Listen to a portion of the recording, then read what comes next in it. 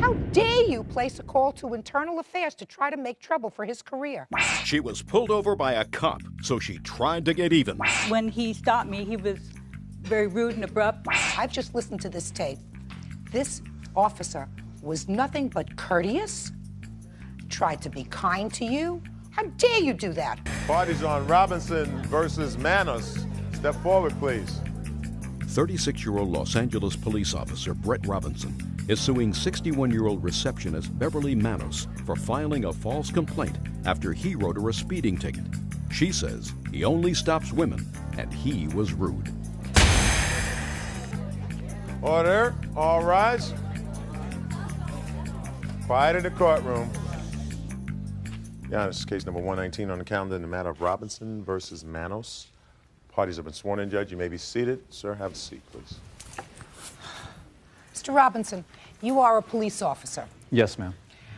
And according to your complaint, in the course of your duties, you gave the defendant a speeding ticket. Yes, ma'am. A speeding ticket, eventually, upon which she was convicted, correct? Yes. Your complaint indicates that after you gave her the speeding ticket, she filed a complaint against you with Internal Affairs. Yes, ma'am. Something which you do not deny. No. That caused you a great deal of stress, ultimately could cause problems in your future career as a police officer, and you believe that she did so maliciously. Yes, ma'am. So since, Ms. Manos, you acknowledge the fact that you were convicted of speeding, so that he rightfully gave you the ticket, I'd like you to tell me why you filed a complaint against him. Well, Your Honor, I had first observed, Now look at me. Oh, I had first thought, in days before and the days after, he'd only noticed that he only gave tickets to ladies. Like when I've traveled the same route every day. I've been driving for 46 years. And I didn't feel at the time that I was guilty, because of the circumstances. Because of what circumstances, Ms. Manos? Well, I was driving. Please look at me. I was driving in the slow lane of traffic, and well, I feel there was no way I could have been going 50 miles an hour like he said I was, but that's beside the point. Well, though, that is precisely the point. You were, in fact, convicted of speeding. Right. So my question to you is, why did you file a complaint against him? Well, when he stopped me, he was very rude and abrupt and, talked down at me very demeaningly, and I was nervous. Give me an and upset. example. All right, let's start from the beginning, Ms. Manos. First of all, let's understand that when you're pulled over for speeding, your adrenaline is pumping. According to your answer, you've been driving for a long time and never received a speeding ticket before. No. So I assume that you were a little nervous? Nervous, right. No.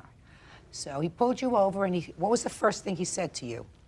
He said, you were speeding. And I said, I don't believe so. I was nervous and very upset, and he said, can I see your driver's license? And I got my driver's license and everything, and he just was very abrupt. No. Stopped your car and said you were speeding. Mm-hmm. You said, I don't think so. Mm-hmm. He said, I need your driver's license. Mm-hmm. Mm-hmm. So you gave him your driver's license? Yes. Next thing that he said to you? He asked me for my proof of insurance.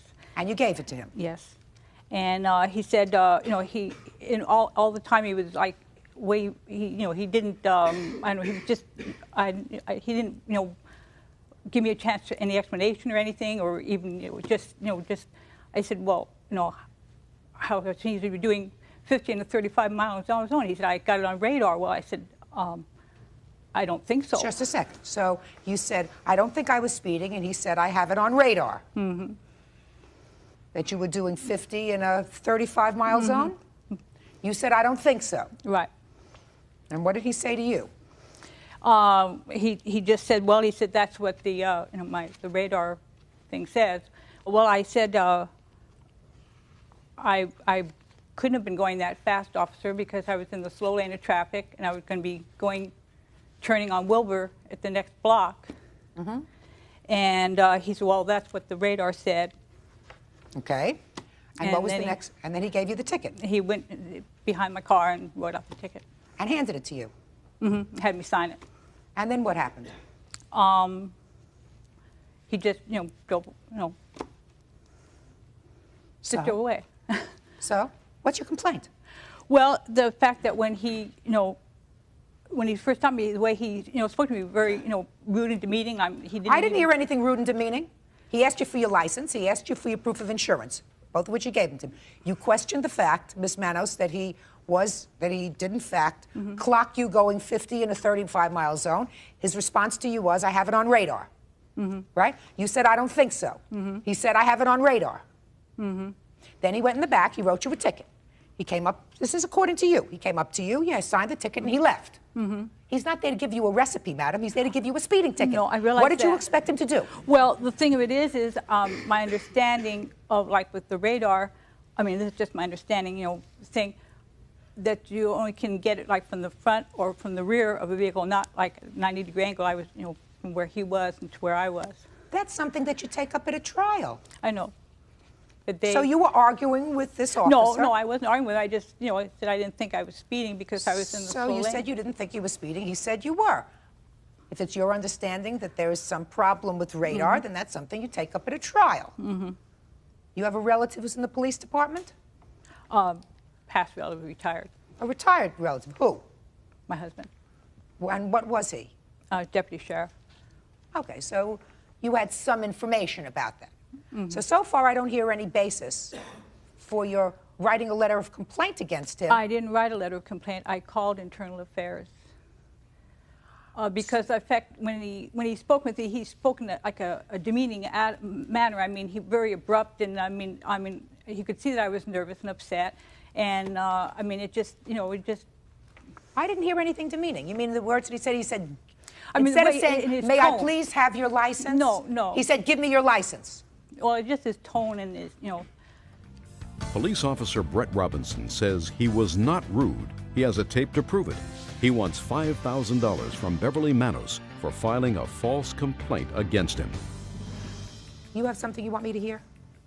Yes, Your Honor. I have a tape recording of the actual conversation that took place between the defendant and myself. She's pretty close to what was said. Good. So and let I me have hear a it. transcript for you and for the defendant if you I wish don't need to. a transcript. What Okay. she's complaining about, certainly there is absolutely nothing in what you said to her that is untoward. As a matter of fact, what you said to her was absolutely professional. What she is now complaining about is your tone. Okay. So if you have a recording, I'm going to listen to your tone. Okay. Go.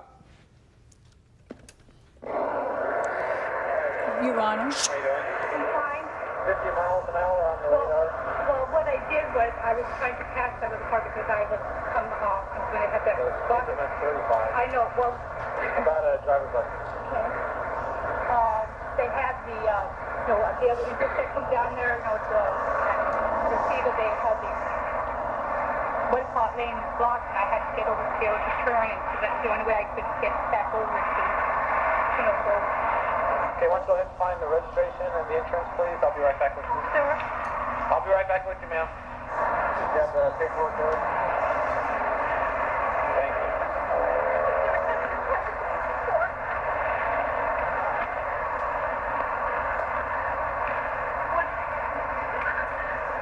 I'm sorry, I'm just so nervous. That's okay. Ma'am, they give you till the 27th of March to take care of the citation. Signatures here at the bottom, please. Do you have any idea how much? No, I sure don't. I wasn't doing anything. I'm sorry, I'm just so nervous. It's okay, I understand. I do need your signature here at the bottom, please. I've never had this significant in my life. Does this mean I have to go to court? There's no way. All the information's on the copy that you're going to get. There's no way I can go to court. I can't afford to take off from work without Right. pay. JJ's going to be very happy with me, JJ Leonard. Do you know JJ Leonard? Yeah, information is on the back of the ticket. He's in American Legion with my husband, with Pete, and he's going to be very unhappy with me. Okay, drive safely. Bye-bye. Today is February the 10th, 1998, 8:45 a.m.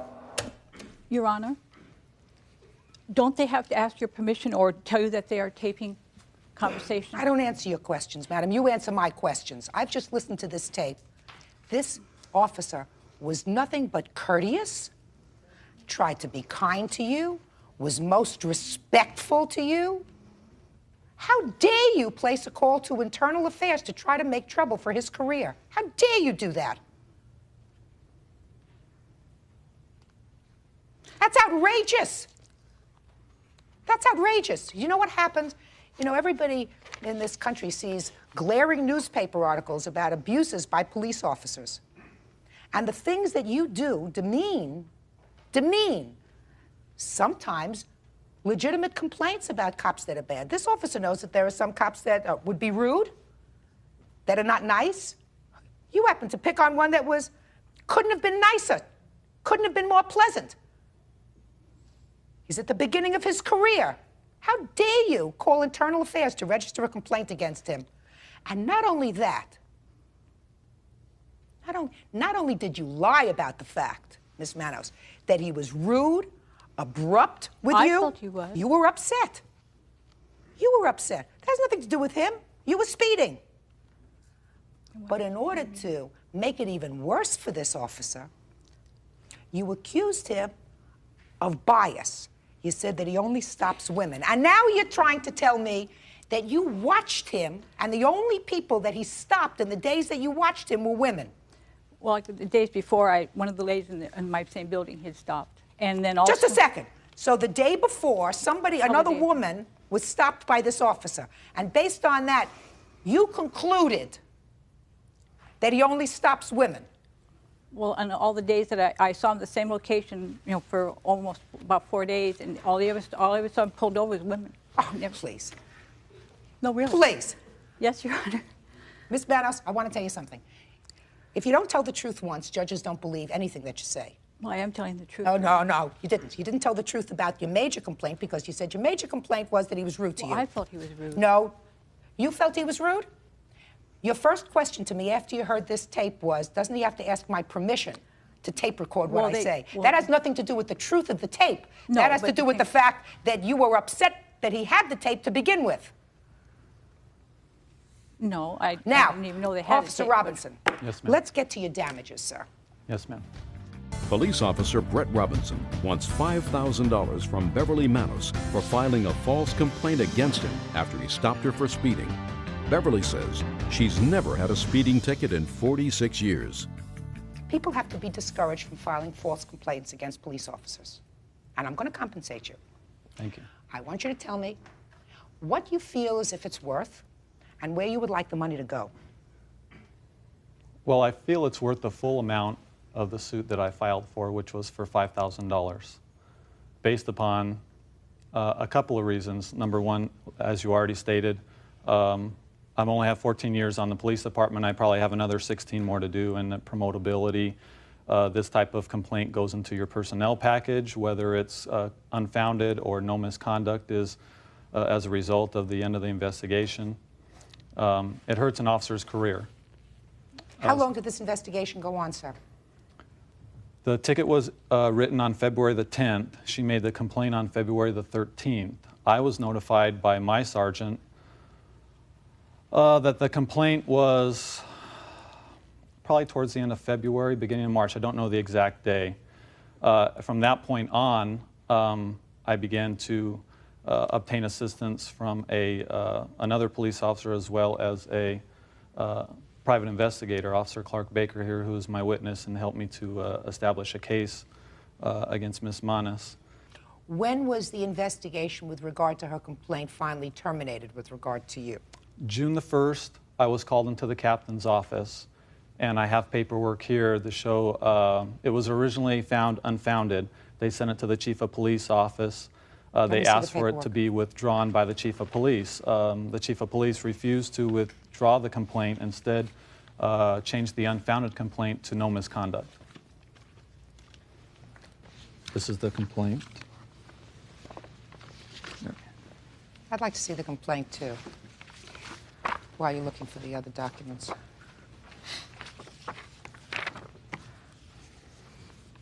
You sure you have it?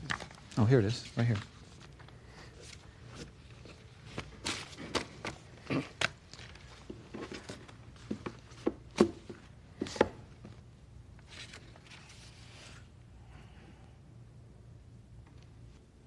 You might be interested to know, Ms. Manos, that they conducted their own internal audit based upon your complaint of the citations that this officer gave. On February 10th, the day that you were cited, Officer Robinson issued 13 citations. 9 of those were issued to males, 69%. For the period from January 30th to February 20th, which is a larger period of time, a total of 120 citations were issued by Officer Robinson. Of those 120 citations, 55% were issued to males, 66 to males, 54 to women. That belies. That was based on their own internal audit. That belies what you said. Your Honor, I was just going by where on that space of the span of the street where, I go to work. I don't believe you. You were angry. No, I Oh, wasn't sure angry. you were. I don't believe you. I don't believe was that upset. anybody. Listen, I drive the same route all the time. To go to work, to go to visit my children, whatever. I don't even look to see who an officer is stopping. As long as he's not stopping my car, I'm happy. And you're telling me you're on your way to work, and you not only stop to see the car, you stop to see whether the person he's giving the citation to is a male or a female? Baloney! No, I don't stop. Baloney! I'm kidding, baloney. You stop. You can see, Your Honor. You can see, Your Honor, when you're passing, No, not if you're supposed to be watching in front of you, madam. If you're supposed to be watching in front of you, you're not looking to see another car off the side of the road, and especially whether the occupant of the car is a male or a female. I want to tell you something. I don't even like this form by the police department. This form says the above complaint has been investigated, and a review of the investigation has led to the recommended classification of, and there are only 2 ways to answer. Other than sustained, which is what is checked off here, or sustained, and what the penalty is. There is no place here that says no basis. That's unfair. That seems to me to be something that should be addressed. Now, you want to tell me, sir, do you want this entire award to you, or is there any particular way you want to divvy it up?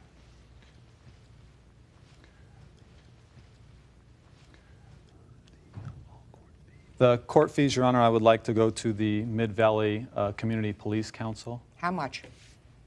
How much were the court fees? $300. And what kind of an organization is this?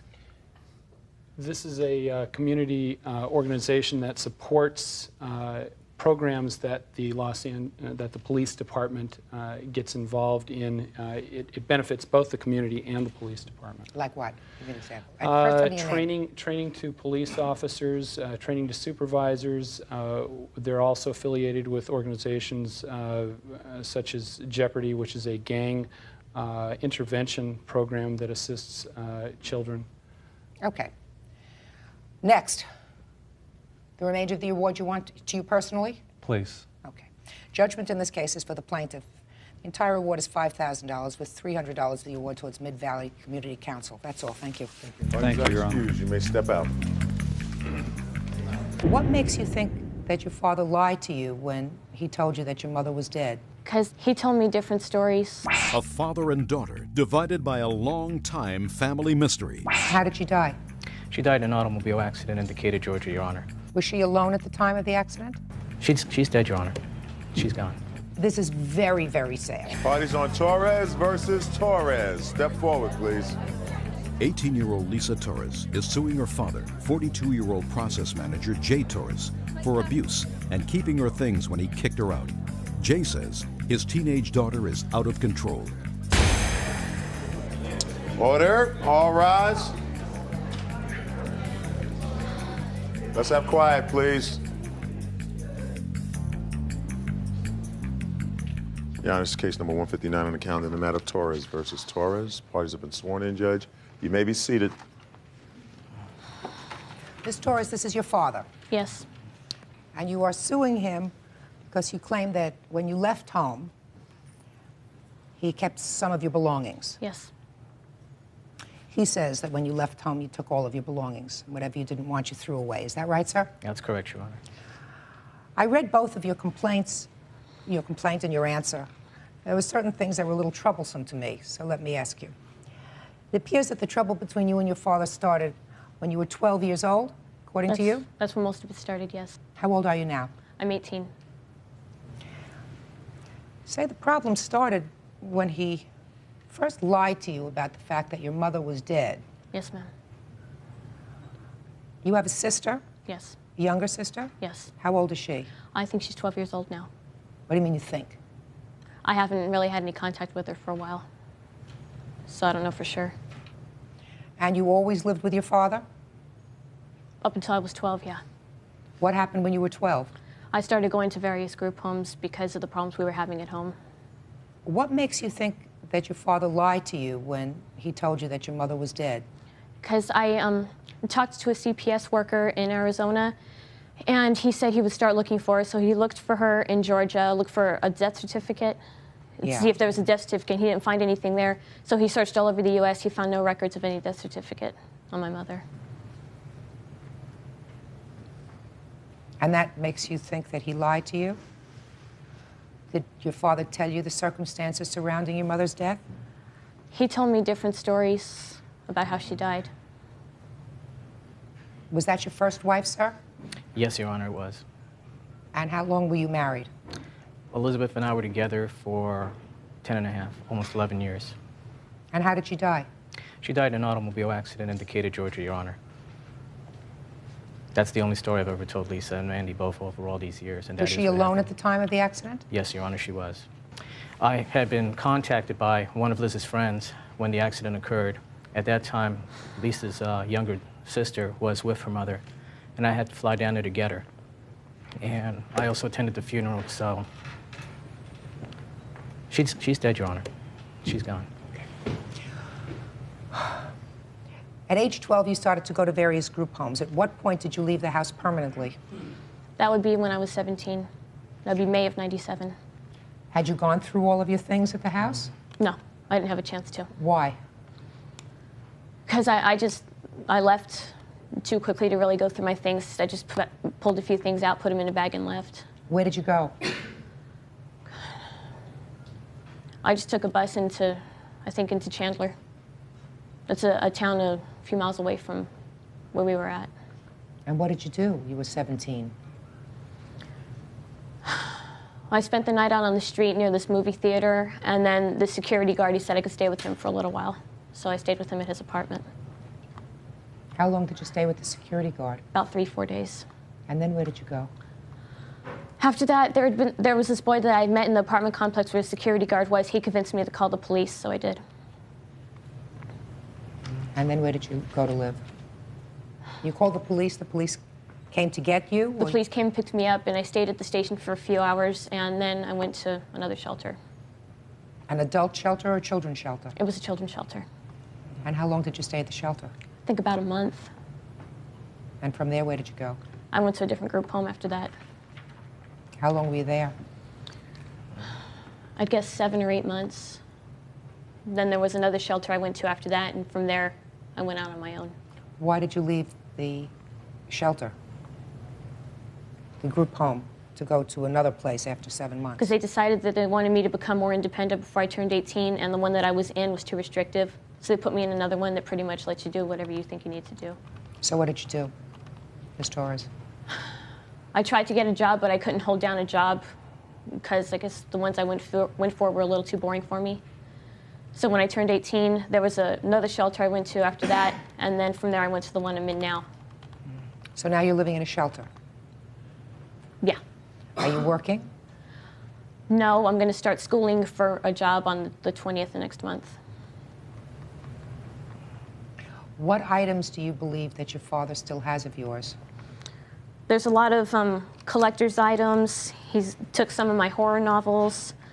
He's got several pieces of jewelry. One of them, a ring and a necklace set, came from my first stepmother. Another one came from my first stepmother's my first stepmother's father. He's got my radio that my grandpa from New York sent me. He's got a piano keyboard that he bought me for getting good grades on one of my report cards. He's got sentimental items from my first mother. He's got my yearbook. He's got my spelling bee trophies, and he's got my bedroom set. Well, let's deal with the big item first, the bedroom set. Mm-hmm. How did you get this bedroom set? He bought it for me.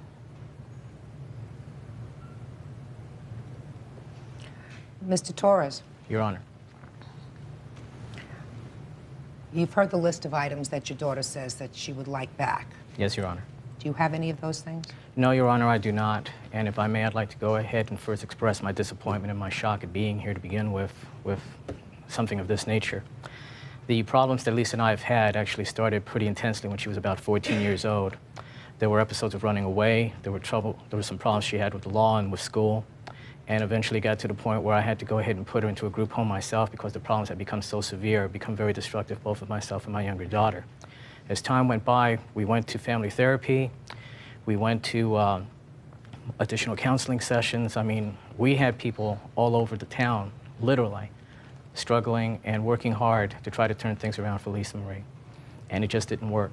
And it finally got down to the point when she was 17, where the episode that she's bringing up in question now, she was in the process of being released from the group home she was at. There were several questions and several concerns exhibited by many of the people that were involved with the case about her returning home at that point. Nonetheless, the effort was made to replace her back in my home. She was there for about 4 days. She went through a lot of stuff in that time. And you mean personal things? Yes, Your Honor. In her personal belonging. You say she personal went through a lot of belongings, stuff. clothing, the whole 9 yards, everything. When she left, it was at on the evening of the 4th day, and then we didn't hear anything else for about 2-3 weeks before the police department finally contacted me, and then I instructed them, after the state had already told me that when she was located, to have her remanded over to them as well. Have her remanded to them? Yes, Your Honor. At that point, Lisa was awarded of court, and after this last episode, it had gotten so bad with the problems that she'd been having, with the type of medication she was taking at that point not working. I sat down with the state workers, and they said there wasn't anything else that I could be expected to do. There was nothing else really that they could do. And at that point, I was advised to go ahead and give over my parental rights to the state and allow the state of Arizona to take over Lisa's case. And that pretty much broke my heart. Lisa Torres wants her father, Jay Torres, to return her belongings. She claims he was abusive to her. He says she's a troubled teenager. Is your younger daughter still living with you? No, Your Honor, she's currently in a group home now because of other circumstances that arose partially as a result of this. How long has your younger daughter not been living with you, sir? Since August of last year, and we're looking forward to her coming back in the next month or two. Is it possible that your younger daughter has any of these things? No, Your Honor, she does not. That I can say for certain. Well, you know, I mean, she's talking about bits of jewelry. I doubt whether it's really expensive jewelry. Mm-hmm. But is it possible that when your daughter left, she might have overlooked these pieces that she didn't take with her and your younger daughter took them? All the things that were left in the bedroom after she had gone, I went through, and there were clothes that were very dirty, that were not usable or not wearable. There were some things that she had already outgrown. And as far as the other items that she's indicated, the keyboard, for example, was always something that she shared with her younger sister. And when she left, she told Amanda that she could have the keyboard. As far as everything else, Your Honor, there isn't anything else. I mean, she was essentially really taken out of the home 4 years ago. And in all that time, I did hang on to a lot of her stuff. And when she came back and she looked through everything, she threw out a lot of stuff. And then when I finally moved from there, what little bit was left was put in the trash as well. And there was nothing there of any value, Your Honor. There was certainly no necklace. There was certainly no trophies or anything else of anything left at that point. Is it possible that they were discarded, these trophies and other things, when you moved? So you moved from the residence? Yes, Your Honor. And I went through everything myself, and they were not there, Your Honor. Ms. Torres, it doesn't appear to me that your father is withholding these things from you. He says he just doesn't have them. Did you tell your younger sister that she could have the keyboard? No, Your Honor. I got that from my father as a sort of a reward for getting grades on my report card, and I told my sister I would share it with her. I didn't say she could own it. That you would share? That was originally my item, yes. Do you know where that is right now? Yes, Your Honor, I do know where that is where exactly. Is it? It's being kept in storage along with a couple of other items that I have in there. It's like in what? a 5x5. Some old computer books. What about her horror novels? This is the first time I've heard of horror novels. The only books she ever read were things like Star Trek. That was it. But you do have certain things in storage, Mr. Torres, is that right? That's correct, but the only item that she's indicated on that list, the only one that I can say for sure is there is that keyboard. I want you to see to it that she gets it. Yes, Your Honor. And what about this bedroom furniture? The bedroom furniture, I do not have. That's been gone for some time. When Lisa had run away the last time and I had spoken with her CPS caseworker, I asked him, what should I do about the bedroom set?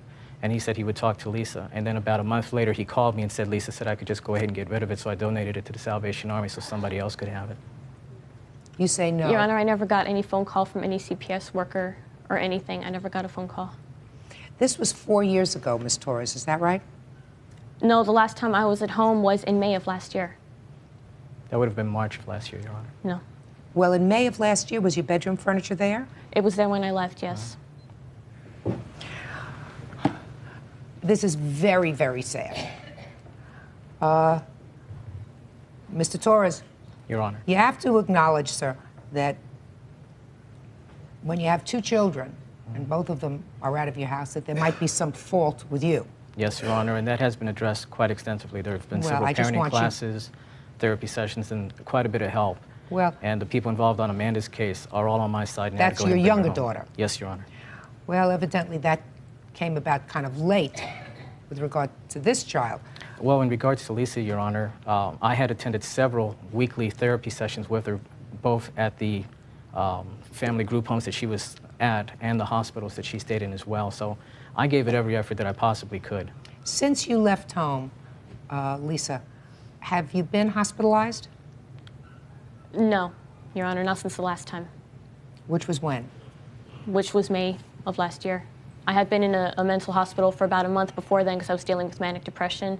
Are you taking medication now, Lisa? Yes, I am. What kind of medication do you take? I forgot the exact name of it. It's some anxiety depressing medication. But you take it regularly? Yes. You sound like a really intelligent gal. Thank you.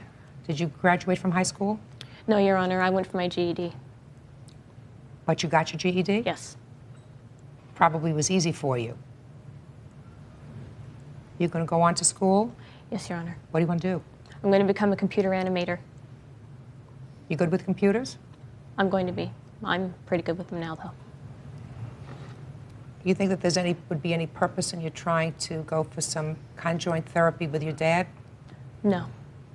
You're not ready for that? No. What about with your little sister? I would be willing to do that. If I can address that, Your Honor, there's been some concern about that with the current caseworkers that are doing work with Amanda. I've already told Mandy back at the beginning I have no objection to her seeing her sister or dealing with her or doing whatever she'd like. That is her relationship, and she needs to keep that intact if that's what she wants to do, and I would not intervene. Also, despite everything that's gone on, I still love my daughter very much, and I really do hope that she goes forward and she can make things work, because that's all I've ever wanted for her. Lisa Torres is suing her father, Jay, for abusive behavior.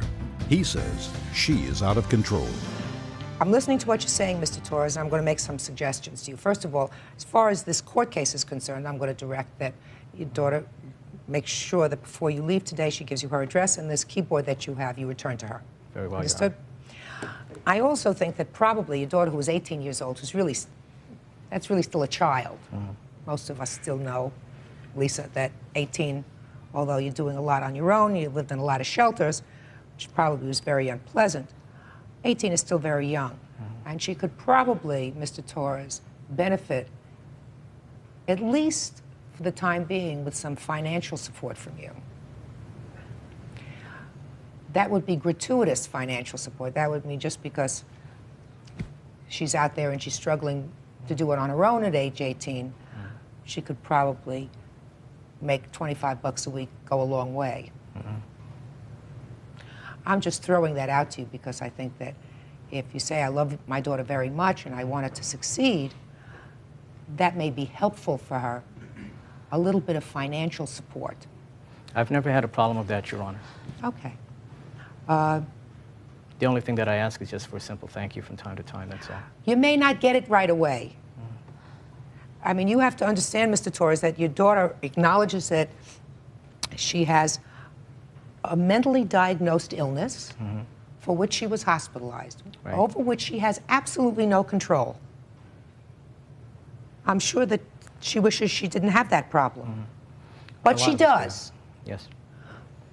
So having that problem over which she has no control, I mean, it's just like having you know, a physiological illness. And if she had a physiological illness, you would want to help her. Right. This is something that can affect personality. It can affect the way you view the world. Right? Yes, Your Honor. Right, Lisa? I'd like to point out, though, that for the past 4 to 5 years, I've continued working at that, and I did not give up, even after a lot of people had already told me you've gone as far as you could. You can't go as far as you can as a parent, Mr. Torres. Yes, I understand that, You Your go Honor, as far as you can as a parent when one of you is 6 foot underground. That's exactly right, That's Your Honor. right. That's when you exactly say, right. I've had enough as a parent. You don't say, well, this is too tough. I've done my best. You know, it's been 4 tough years, and I can't do any more. Right. So even if you don't get a thank you. Well, I've never Right. given up, Your Honor. Okay, so what I'm saying to you is, you say you've never given up and you want the best for your daughter. That's correct. Then you don't wait for a thank you. You say, I want her to do well, and if this will ease her life a little bit for now, I want to see to it that I do that for her. And maybe in time, if you do that, maybe things will get better. I hope so, Your Honor. All right, Mr. Torres, so you're going to see to it that your daughter gets a keyboard, which is going to make her feel better. Yes, Your Honor. I would like you to, if you can from me, sir, I would like you to look through some of those other boxes and see if there's anything that's on her list. Would you give him that list, Ms. Torres, please? Just give it Okay. over to him. Just take a look through the things, and if there is anything else that you find other than that, the keyboard, make sure you send it off to her. I'll do that, And Your if you want to be a smart man, and include it in that box with the keyboard, be a money order for her. Don't send a check, because I don't know if she has a checking account. Right? So send it in a money order. I can do that, Your Honor. And I know spare cash isn't always easy, but it sounds to me as if she's trying at this point. So help her along. Unconditional love is what you have for a child. Yes, Your Honor. Good luck. Thank you. Okay. Thank you, Your Honor. Parties are excused. You may step out. Okay. Music manager Sheila Thurman says her landlord, Carol Cardenas, is responsible for her home being burglarized. Carol is countersuing Sheila for breaking her lease. Order. All rise. Your Honor, this is case number 79 on the calendar in the matter of Thurman versus Cardenas. Parties have been sworn in, Judge. You may be seated. Gentlemen, have seats. Mrs. Thurman, you and your family were renting an apartment or a house from the defendant. Yes, a house. According to your complaint, when you rented this house, the defendant left a pool table there, and there was an understanding between the two of you that she would come and pick it up at some point. Yes. Is that right? Yes. And you claimed that she had someone, I assume that that's this gentleman here, without notifying you, come into the house Yes. to pick up the pool table. And this is your son? That's my son. And he was the one who was home. Yes, he was. So step up here, sir. Tell me your name. Teron Bailey Thurman. Where were you when he came into the house? I was asleep on the floor in front of the TV. So you were asleep in front of the television. Yeah, I'm asleep in front of the TV, and I awake to find 2 gentlemen behind me. And I mean, of course, I'm scared. You know, my immediate questions are, who are you and what are you doing here? And what did they say? What did this gentleman say? This gentleman was basically like, well, we came to get the pool table, Carol sent us. And did you know who he was talking about? Yeah, I know he was talking about Carol. The thing is, I asked him how he got in, and he said that Carol gave them keys. And I was like, okay. They proceeded to take the pool table apart.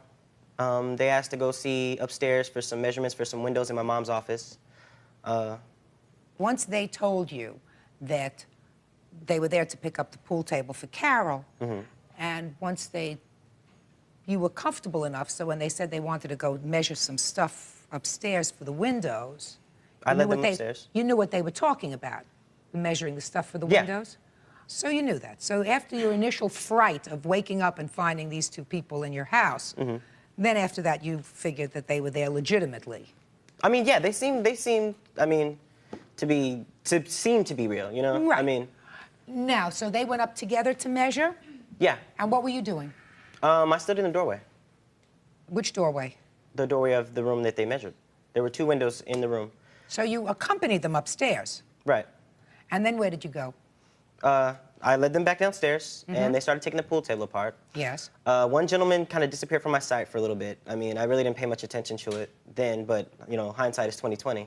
He came back, you know, and they took the pool table out piece by piece. My mom calls, and she informed me that she didn't know anything about anyone coming there to get anything. Right. And basically, I'm like, well, you didn't know? And she's like, well, no. When did you let them in? How long have they been there? And I'm like, well, they were here when I woke up, you know, already getting started on things. Okay. And then they loaded the pool table and they left. Well, they talked to my mom on the phone a little while, and then they drove. Left. Yeah. Okay. Now, you know that you did the wrong thing by giving somebody the keys to the house without first contacting her. You know that. Well, we contacted her by telephone. You never spoke to her according to your papers. No, we left a message. Right. But you never spoke to her according to your answer. James called, and I believe he did not speak to her. Step up, please. You called and left a message. Twice. When did you call? I called on Sunday around 10 a.m. and also Monday prior to coming out, which would have been 10 a.m. So you never actually reached them on the phone? No. So it was a mistake, absolutely, until you make arrangements with them to give anybody the key to her home. Had she been paying rent up until that time? Yes, she had. Is she still living in your home? Yes, she has. But she's not paying the rent, and she hasn't since March. Last payment was February. I read that because you have a countersuit. Yes. Why haven't you paid rent? She's been paid up, and only rent that she did not get was April and May. The reason I didn't pay for April and May because I felt like my privacy had been invaded. My things were stolen out of my house. She gave 2 strangers keys to my house. She did not know them. She didn't know them. You can't withhold rent. You can't withhold rent. Well, I wrote her a letter that I was going to move, and I was living off of my security in March. Just a second. Miss Thurman, this happened in January. She was paid. Shh. This happened in January, correct? Yes. Good. And you say you paid her in February? Yes, I did. Correct? Yes. And you say you told her to use March, the security for March, correct? That's correct. And then you started to think about how angry you were. Let me see the police report where you reported to the police that things were stolen out of the house. Well, you know what? Actually, the police told me, they said it couldn't file criminal report because there was not forced entry. That's exactly what they told me. The fact is that she gave somebody keys to my house, invaded my privacy. I got a teenage daughter with 2 men coming in. What if she would have been home? That's what I'm feeling about. Well, she wasn't And my home. things were gone. Your Honor? Just go ahead. I will, you know, in hindsight, agree with you that I did make a mistake. It was a mistake. I agree. Absolutely the wrong thing to do. Okay. What kind of work do you do, sir? I'm a professional mover, ma'am. And you were doing this as a favor for her? No, she paid me to do this. She hired me to do this. Their facts are close, but we did make entry to the house after knocking on the door repeatedly, went to the back, knocked on the back, and then we did come in. Okay. And, it was a mistake. Was a mistake. Her son jumped up, and immediately he asked us who we were, because I'm sure he was startled, I would be. And I told him what we were going to do. I provided him with a written authorization to remove the pool table, signed by Carol. And at that point, he was very at ease with us. I also knew that he was 18 because I asked him, and he started talking about college, and I just said, okay, well, we'll go ahead and stay here, because I was a little uneasy having a young man there. He took us upstairs, all the way into the room, to the windows. I made him point them out, because I didn't want to measure the wrong windows, and then we all came back downstairs, and my coworker and I started loading the pool table. And at the end, after it was loaded and I was outside, he brought the phone out with his mom on the phone. He actually had 2 phones in his hand. One, he was talking to his girlfriend, the other one, his mom. And said, here, you talk to her. I don't want to. Just a second. There's noise out there. Would you please step outside? Thank you. Where's the TV in your house? We have like 4 TV. We have like a TV in every room. And how many VCRs? At least 3.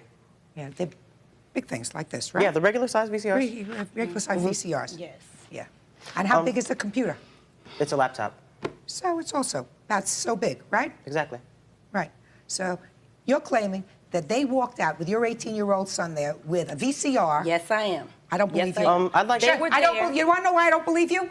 Since this happened in January, you paid her February's rent, and you wrote her a letter that March rent was going to be paid off with your security. That's right. If in fact this wasn't a delayed reaction to non-paying rent, you wouldn't have paid her a dime in February, and you wouldn't have paid her anything for March. And yet you did. But now you're hanging over April and May and still not paying rent. Sheila Thurman says her landlord, Carol Cardenas, gave her house keys to movers when they came to move a pool table. Sheila claims items are missing, and she's holding Carol responsible. You are entitled to something for the fact that she allowed somebody else to come into your house, but I am finding that I am not satisfied that they stole anything out of your house. Period. So she has to pay you for some sort of inconvenience that you suffered and the fright of your son and for allowing somebody to come into your house without your permission. Now, you have a counterclaim, and your counterclaim is for unpaid rent. Yes. Now, how much was the rent per month? $2,400, $2,400. $2,400 a month. I am awarding you, Mrs. Thurman, $1,000 for your pain and suffering and startling. Do you understand? Yours. When are you planning to move out of this house? The middle of June. I have been looking. Just a second, please. She says the middle I'm just of being June. honest. That's all. She says the middle of June. I am going to assume that she will be there 3 months without paying rent. So that's $7,200. I'm deducting the $1,000 from that, which leaves $6,200. And I'm awarding you the maximum I can on your counterclaim, which is $5,000 for non-payment of rent. Do you understand? Thank you. That's all. Parties are excused. You may step out. I think the judge is very unfair, and I think she's just as much of an idiot as this lady here for letting somebody take 2 keys and come into my home and invade my privacy and steal my belongings. It's hard for me to accept the fact that she's getting any form of settlement. However, wholly I do feel justice has been done in terms of the fact that I will be getting settlement. Judge Judy sees the truth. Yeah. Parties on Ely versus Chrysler. Step forward, please. 36-year-old workman's comp claim agent Julia Ely claims her ex-fiancé, 35-year-old mechanic Daniel Chrysler, owes her for credit card bills and a motorcycle purchased while they were together. Daniel says she's the one who wanted the motorcycle. You and the defendant were engaged to be married, and according to your complaint, he had a credit card on which there was a balance. Yes. What was the balance? It was approximately $2,200. And then he wanted a motorcycle, according to you. Yes. So you transferred the balance of his credit card to a new credit card that you had that had a 0 balance. Yes. And you added on to that the motorcycle. Yes. And the motorcycle was in your name? It was both of our names. And then the engagement was broken? Yes. Yes, Who took the motorcycle? I did. And did you make some payments on it? No. To her? Prior to the breaking off of the engagement, yes, I did. How many payments did you make? 6, approximately. So for 6 months? Mm-hmm. And how much did you make in payments each month? I'm not sure what the credit card balance was. For some reason, $80 a month, what the minimum payment was. Okay.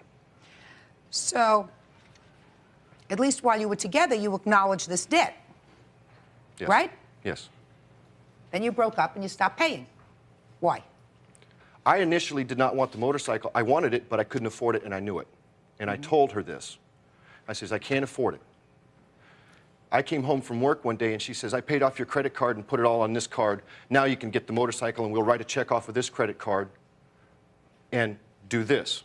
But your credit card bill was your bill that you had been paying, I assume.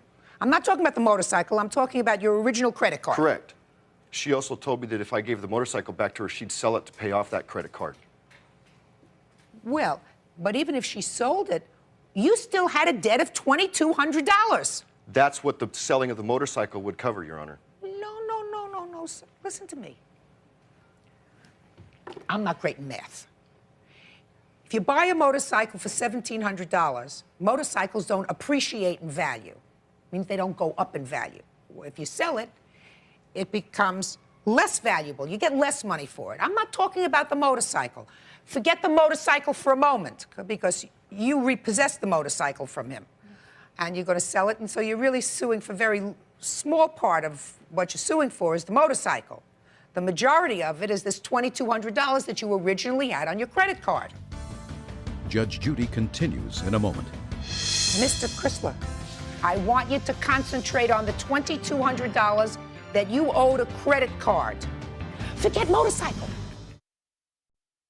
Real cases, real people. Judge Judy.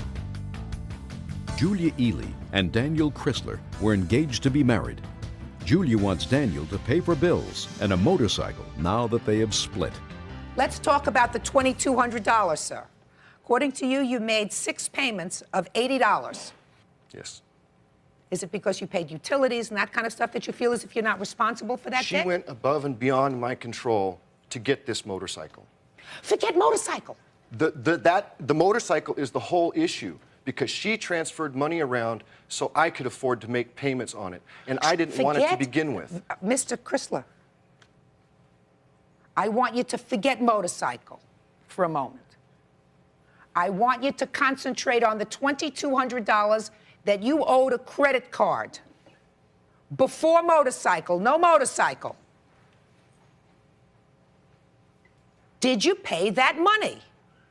No. My question is, I was in the process of paying. but you stopped. She broke off the relationship because she went out and had an affair.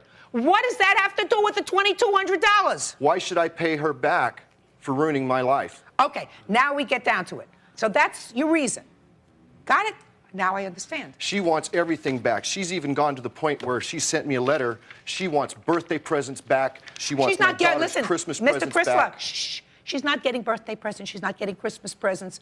Whatever reason the relationship was terminated, you have this $2,200 debt. You have no valid reason not to pay that $2,200 debt. I'm not talking about the motorcycle. I'm talking about the debt that you owe.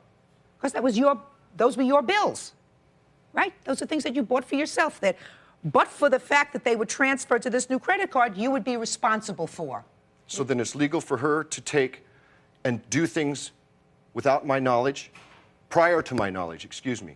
Mr. Chrysler, if somebody, your fiance, your wife, your girlfriend, does something with your finances that you're not satisfied with, what you do is, that day, you say, you had absolutely no right to do that. These are my responsibilities. I love you, dear, but don't take it upon yourself to do that. You don't acquiesce in doing it, pay for a period of time, and then conjure up an excuse at the end why you're not responsible for it anymore.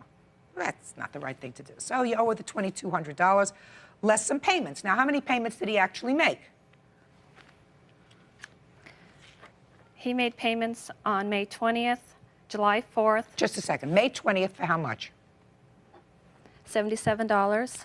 Go ahead. Next payment. July 4th. Yeah. $77. Mm-hmm. August 5th, $77. And August 20th, $84. I don't agree with it because it feels like that she's trying to have her cake and eat it too, Your Honor. She acts like she wants to keep the motorcycle, in which selling the motorcycle will cover that credit card balance. No, sir. What she says is, and quite frankly, in her complaint, it's rather fair, she says that she has taken the motorcycle in and that she'll be able to get $1,400 for the motorcycle. That's not right. I can get $2,000 for that motorcycle. Right now. I could sell that motorcycle for $2,000. Well, then, sir, if you could have sold the motorcycle for $2,000, why didn't you sell it and pay it off when you, after your engagement was terminated? You stopped making the payments. Why didn't you do it? Because I wanted it. Judge, I don't. She has it Say back. nothing. She can sell it. Do me a favor, say nothing. He had a balance of $2,200 that he acknowledges on the credit card. The motorcycle was $1,700, bringing us to $3,900. I'm giving him credit for the $315 that he paid, bringing us down to $3,595. So far, is that correct, my mathematician? Yep. And I am reducing that by $1,400 in the amount that you say you can sell the motorcycle for, leaving a balance of $2,195. Judgment for the plaintiff. That's all. Parties are excused. Not Let's right, get back. Your Honor. It came to the point I cried. I did not ask her to do this to my head. Look at this. She says the hairdresser braided her hair so tight, it fell out. She was killing you, and you told her it was too tight. And then you sat there for 4 hours. You could deliver 4 babies in 4 hours. All parties on Barth versus Johnson. Step forward, please. Medicare representative Franchetta Barth says hairstylist Sean Muhammad made her hair fall out after giving her a weave. The hairstylist says it was not her fault. Order. All rise. Quiet in the courtroom. Your Honor, this is case number 133 on the calendar in the matter of Barth versus Johnson. Parties have been sworn in, Judge. You may be seated. Ladies, have seats. I know that you're Miss Barth. Who is Sean Mohammed? I am. And Stephanie Johnson? I am. You're the owner of the salon. That's correct. And Miss Mohammed, you are the person who allegedly, negligently put in a weave in this lady's hair. That's correct. You have a booth in her salon. That's correct. So you're suing both of them.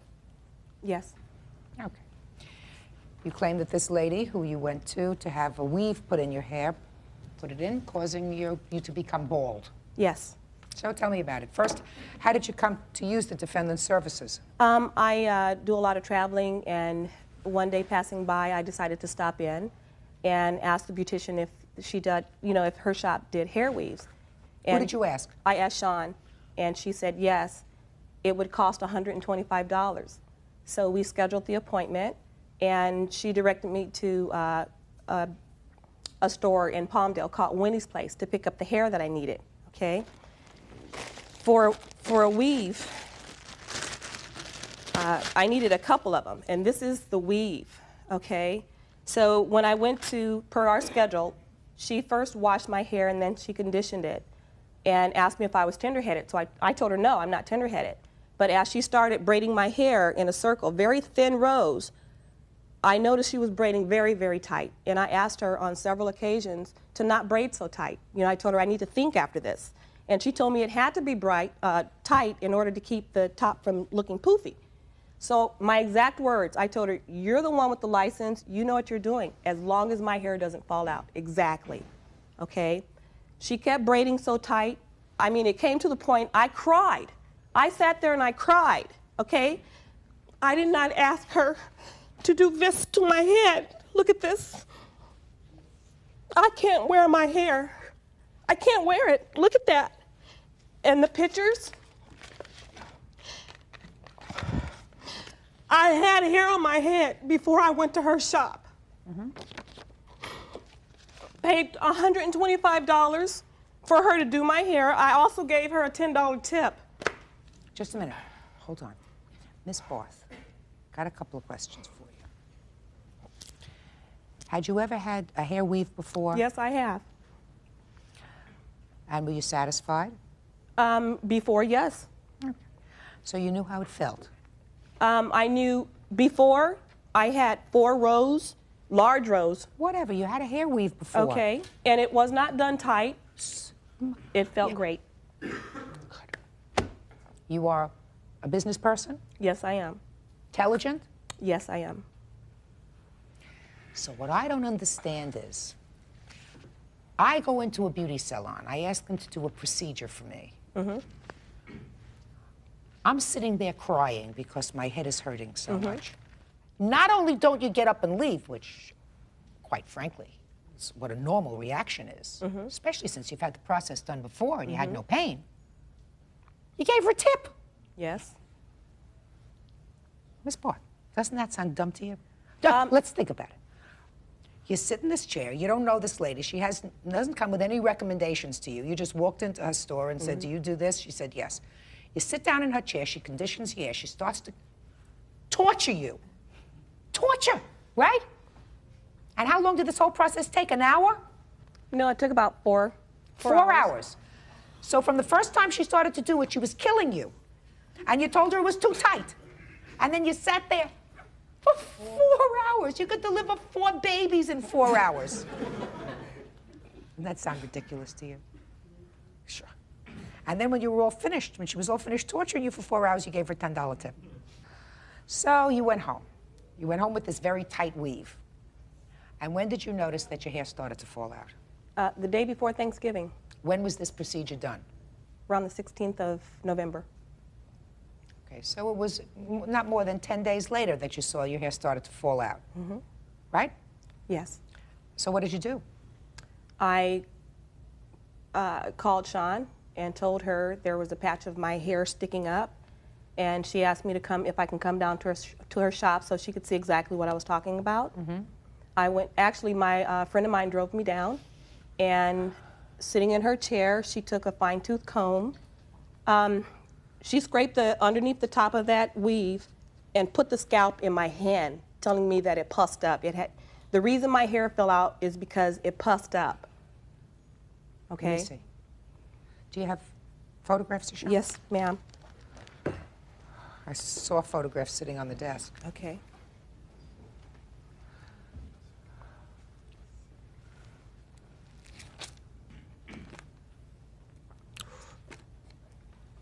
So, what did you do next? Well, she told me that she wanted to start a scalp treatment on my hair to help my hair grow back. But before I allowed her to do that, I wanted to make sure my scalp was not infected. And I went to my doctor to make sure it wasn't infected, and this is his summation, telling me that my scalp was not infected and that the follicles were still open where the hair will come back through. Okay.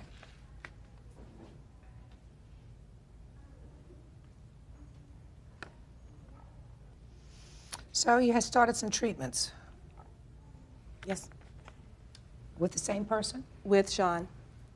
The first day of the treatment, she told me it would take 20 minutes, and she put this green stuff, which she mixed in baking soda, and put it on my scalp, and 20 minutes with a plastic bag, and then she used the shampoo from it, which made the hair clump up. During that, she still had customers, clients coming in her office. She even put a hat on my head, okay? Now, a 3 o'clock appointment for a 20-minute hair scalp treatment turned into 11:30 that night. Because she made the hair clump up, she asked me if I had more of this hair at home. I took it upon myself, because I knew she was not going to unclump all this hair, went back to Palmdale. Winnie waited for me to come so I could buy another bag of hair from her, $43.30. I walked into Sean's shop and I said, here's the hair I picked up for you. So you owe me $43.30. She says, I'm not going to pay for it. I could have untangled that. Your Honor, the next day I had to speak in front of 300 people.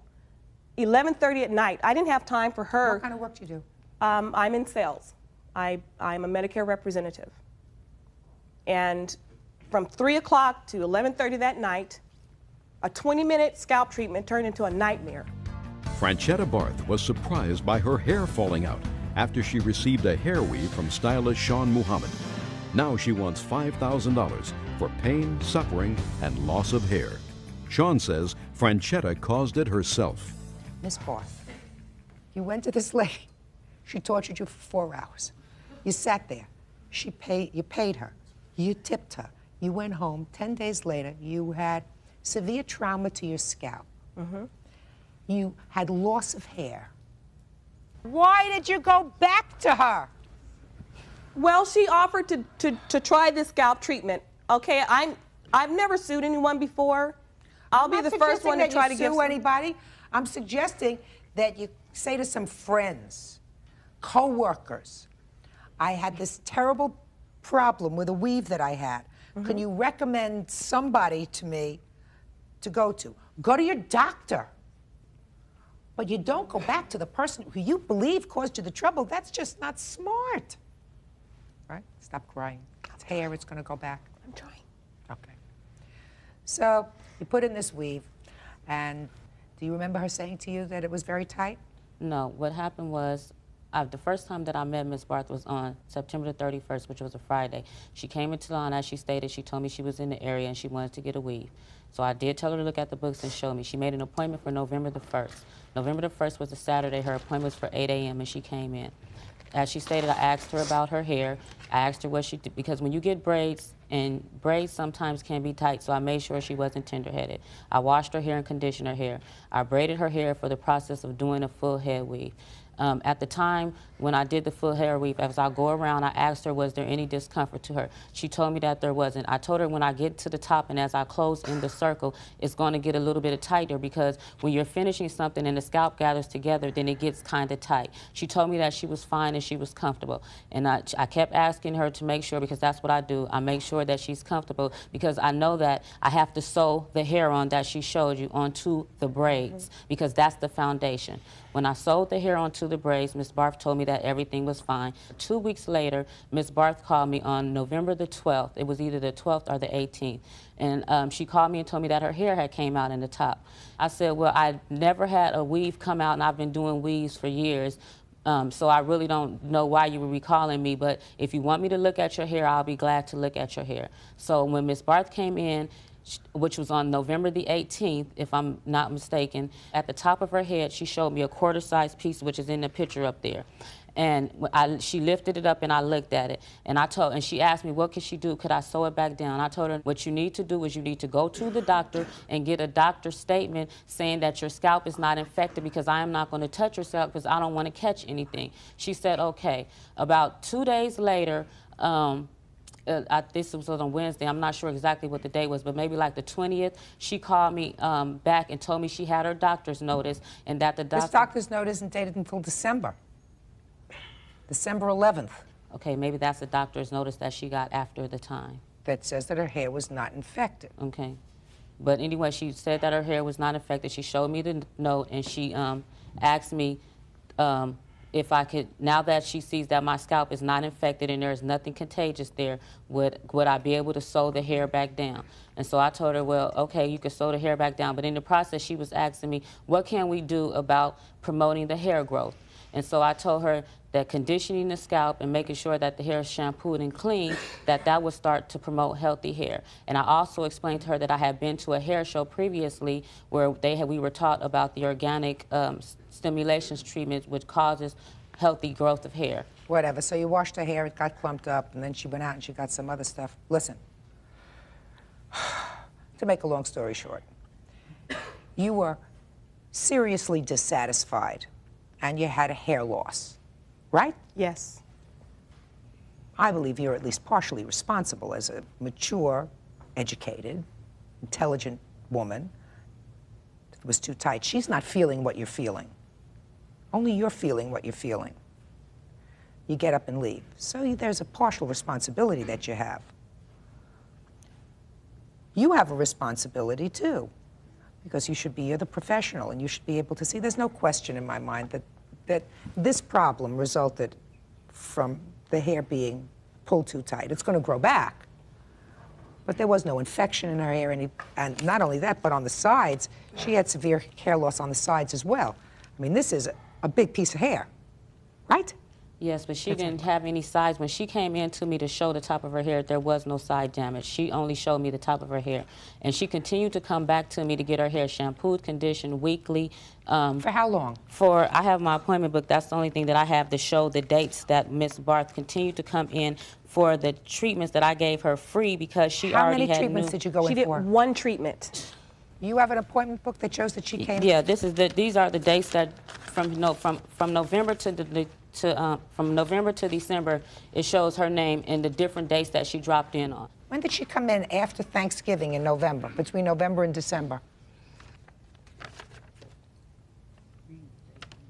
The date after Thanksgiving was December 9th. Okay, so she came in December 9th. Mm-hmm. When after December 9th? After December 9th, she also came in on December the 17th. Okay. When again? That was her last time coming, which was December the 17th. Okay, good. So it's taken about 6 months for your hair to grow back now. Well, doesn't look so bad. Looks terrible when you take the wig off and you go like this, but it doesn't look so terrible. Franchetta says a bad hair weave from stylist Sean Muhammad made her hair fall out. Sean says Franchetta caused her own loss of hair.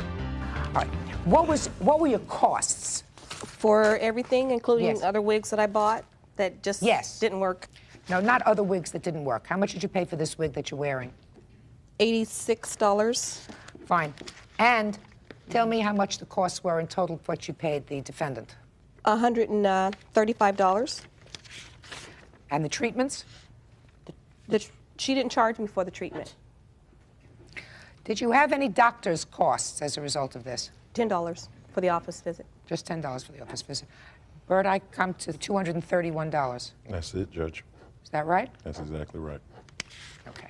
Your claim is for $5,000. Now, you don't expect me to give you $5,000, I don't do expect to get $5,000. Of When course. Your Honor, I don't know what something like this costs or how much for pain. Okay. Well, you had a lot of pain. Listen to me, Miss Barth. You had a lot of pain. You had a lot of pain. You're an adult. You don't sit there in pain. If somebody is causing you pain, you say, excuse me, I'm leaving. And you get up and you go. You don't sit there while somebody is causing you pain, especially when you've had this process before. And why did I she certainly continue to believe come that back? you should get back the cost of all of your expenses.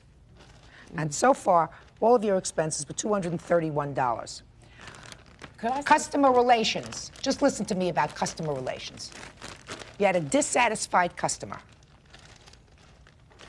Should have taken care of it immediately. What do you want to say? I want to say that this is the first time that I have ever seen Miss Barth. I've never spoken to her. She's never made any attempt to contact me. I'm the owner of the salon. Had she contacted me, then I may have intervened to see what in fact did occur. But she may have had some scalp damage. I haven't seen those photographs. She apparently did have some scalp damage. I don't personally believe that it was as a result of weaving. Why would she wait 10 days? That's the other thing.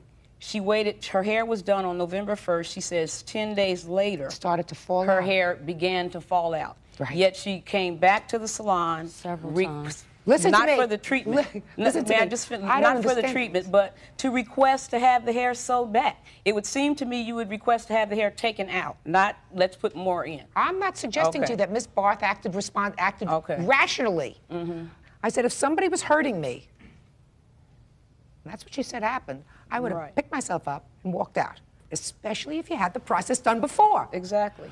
It's common sense. If somebody really pulls your hair very tight, that can cause the hair follicle to be disrupted. You know that. It can cause an wasn't infection. what You caused know her that. hairs to be The fact that it doesn't follicle. happen, the fact that it doesn't happen routinely, it happened to her. It may have happened to her. I don't deny that it happened to her. Did it happen as a result of that that process? The proximate is, cause is the question. Yes. Well, Okay. nobody is going to be able to figure that out, Exactly. except that the only intervening act between the time she came into your shop and the time that her hair fell out was the hair weave. Listen to me. This is not the Scopes trial. It's not the Supreme Court of the United States. What I'm telling you, madam, is between the time she had her hair woven at a salon where you rent the co-defendant, the booth, and the time she came back, she lost her hair. The hair was woven very tight. There is no question about that. And she says she told her it was hurting her. I find her at least partially responsible for sitting there and letting somebody hurt her, because she should have gotten up and should have left. But it shouldn't cost her any money. So I'm awarding her $250 for the cost of all of her products. That's all. Parties are excused. You may step out. I said he was drunk, just like he is today. I'm not, Your Honor. The witness seemed less than reliable. How much did he drink today? He had one drink today. From where did he get the brandy? From the liquor store. You don't buy brandy by the glass in a liquor store. What does that have to do with this case, Your Honor? Put him out. Parties on Taylor versus Samarin. Step forward, please. 43-year-old Veronica Taylor is suing the owner of Crossroads Engineering Company, John Samarin, for having her falsely arrested for robbery and terrorist threats. John is countersuing for harassment. Order. All rise.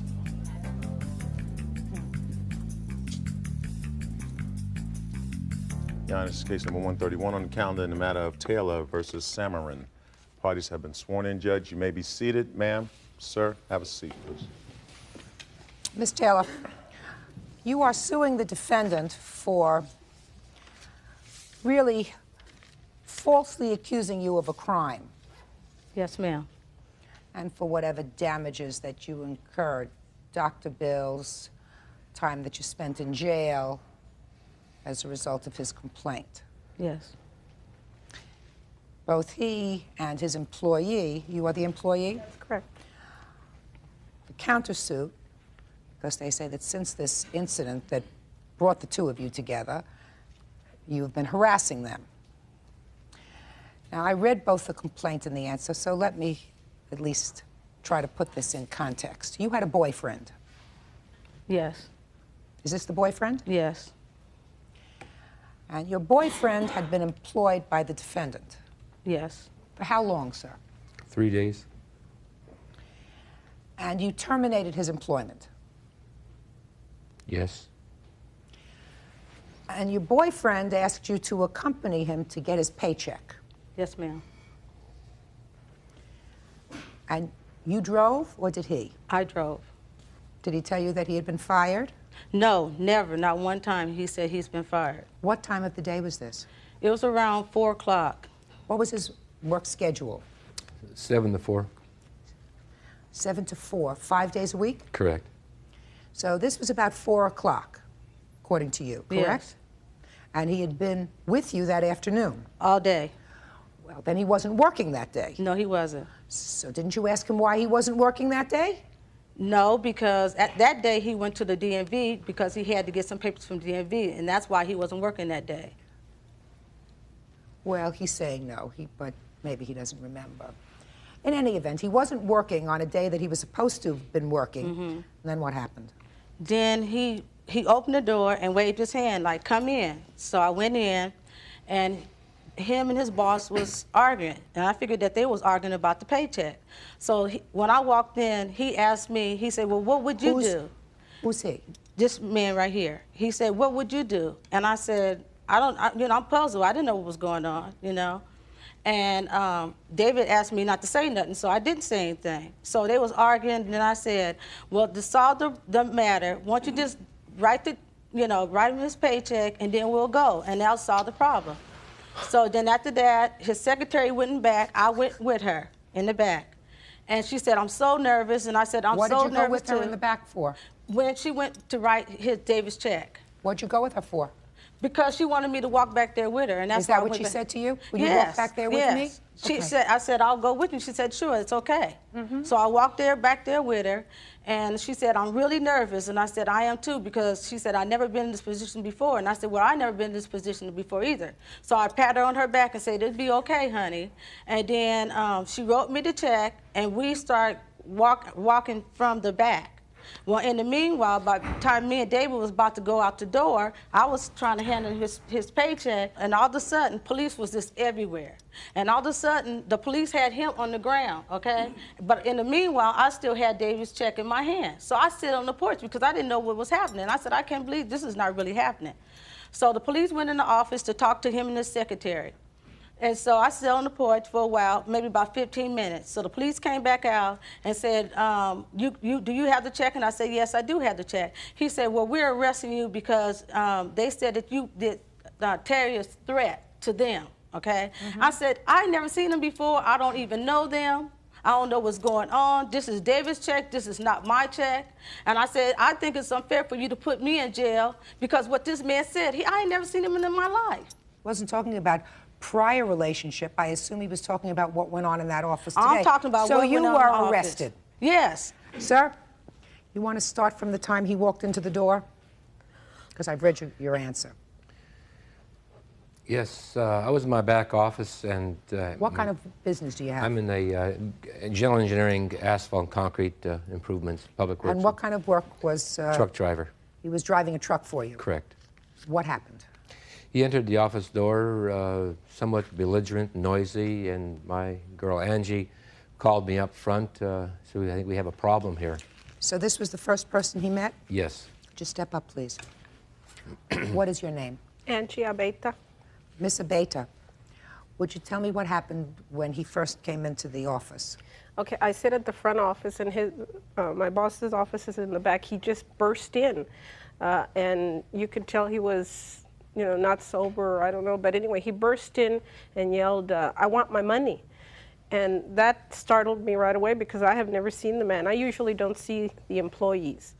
And that's when I called John over. And did you say anything to him when he said, "I want my money"? No, I called John so right you away. Called your boss? Yes. And then you came out? Yes. And what happened when you came out? I was quite concerned. His eyes didn't appear properly focused. He had alcohol in his breath, and he was demanding his paycheck. And we didn't even have a week's worth of wages yet, and Angie didn't prepare a check, and I was really concerned more about my automobile, and then I was going to find out about this check. Why were you concerned about your automobile? Several days before, I let him take my car home, and he blew the engine. Why did you let him take your car home? He was demanding to go home and be let off the clock. There was no work for him. Rather than going with the crew, I allowed him to take my car home. What kind of car was it? It's the BMW 635 M6. How long had he worked for you before you gave him this car? 2 days. Veronica Taylor says she was not involved with a robbery and terrorist threats the day she was arrested at John Samaran's company. She's suing him for false imprisonment. His witness, Angela Abeta, says Veronica frightened her.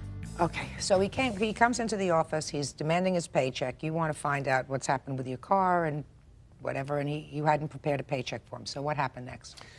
Then he starts threatening me. What did he say, sir? I choose not to use the profane language. I've heard everything. Well, he says, "You dirty old son of a... I've done worse than this. Let me have my money. I'm going to get out of here." I proceeded over to an empty workstation where there was a phone, hoping I can just dial 911. He pushed me down and said, "Don't you dare use the phone." He kicks when the you say he desk. pushed you down, did he put his hands on you? Yes, Where? my shoulder. Okay, go ahead. And then proceeded to tell me not to use the phone. "I'm only here to get my money. I can knock your head off. I've done worse things than this." And it was just, I don't remember word for word, but the intent that my life was in jeopardy, and I was quite fearful of what may happen. And I just tried to stay calm. In the meantime, I knew that Angie was no longer in the room at this point. I was trusting that she was dialing 911. Did you, in fact, dial 911 for the police? Yes, when I heard him arguing and I went and sneaked and he pushed him into the chair, then I sneaked back to his office and I did dial 911. And I walked back up to the front office again, and he was still threatening him, yelling him. The second time I walked up, he hit him, he slapped him in the face, and then I ran back again to call 911 again. By that time, he walked out of the door. Who did? The intruder. He This walked out gentleman. of the door. I could see from the back office, in came him with the lady. With this lady? And, well, I stayed hidden in John's office again. In the back? In the back. Again, I picked up the phone to call 911 again. I called about 3 times, and at that point in time, I heard John pick up the phone at that desk station, and he slammed the phone down and yelled at him in bad words not to use the phone. He didn't realize that I was on the other phone. And then she starts walking back to the back office and found me there. And that's when she was on top of me. What did she say when she came to the back office? Well, she started yelling, you know, "He's out of control, and if you don't write the check, he's going to do something." And of course, I figured after he did something to him, he'd come back to me. So she kept on top of me. When I was sitting at the desk, she didn't realize I had just dialed 911. But I heard yelling where John was coming from, so I walked back up and I yelled at the intruder. I told him, "Wait, I'm going to get the checks out. I'm going to write you a check."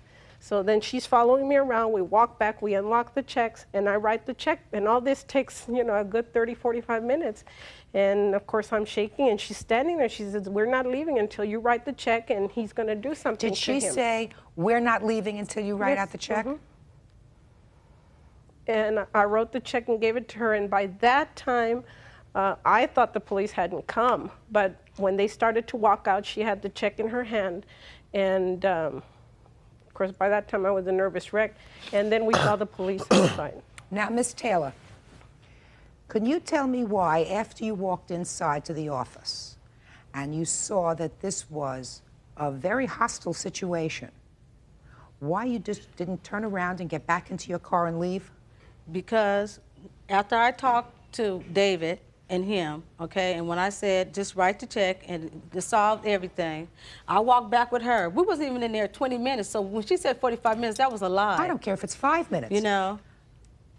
According to you, it was a routine thing that he was just going in to pick up his paycheck, right? Yes. When you were called inside by this gentleman, you saw him in a state of altercation with his boss over the paycheck, right? Yes.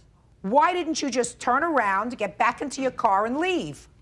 Because I thought the problem was solved. When I got in there, I thought the problem was solved, okay? But it wasn't solved because they were still arguing. Sure enough, I should have went back in my car, like you said, and went back in my car. Absolutely right, okay? because you understand that as far as they was concerned, I'll get to you in a minute.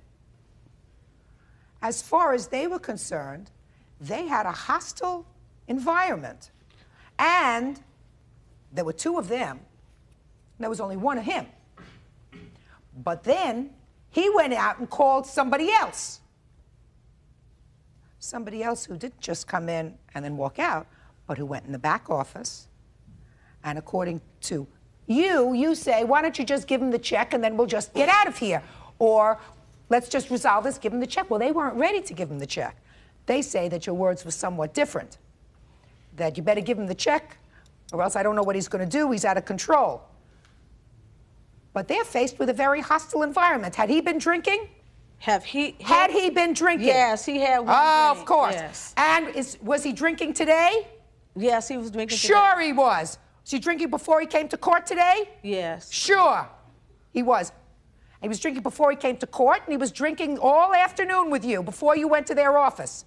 No, that's not true. Oh, sure he was. No, that's not true, ma'am. Because believe me, I wasn't drunk. I didn't say you were drunk. I didn't say you were drunk. I said he was drunk, just like he is today. I'm not, Your Honor.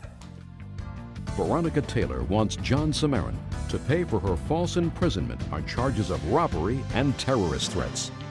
Now, I'm going to ask you a couple of other questions.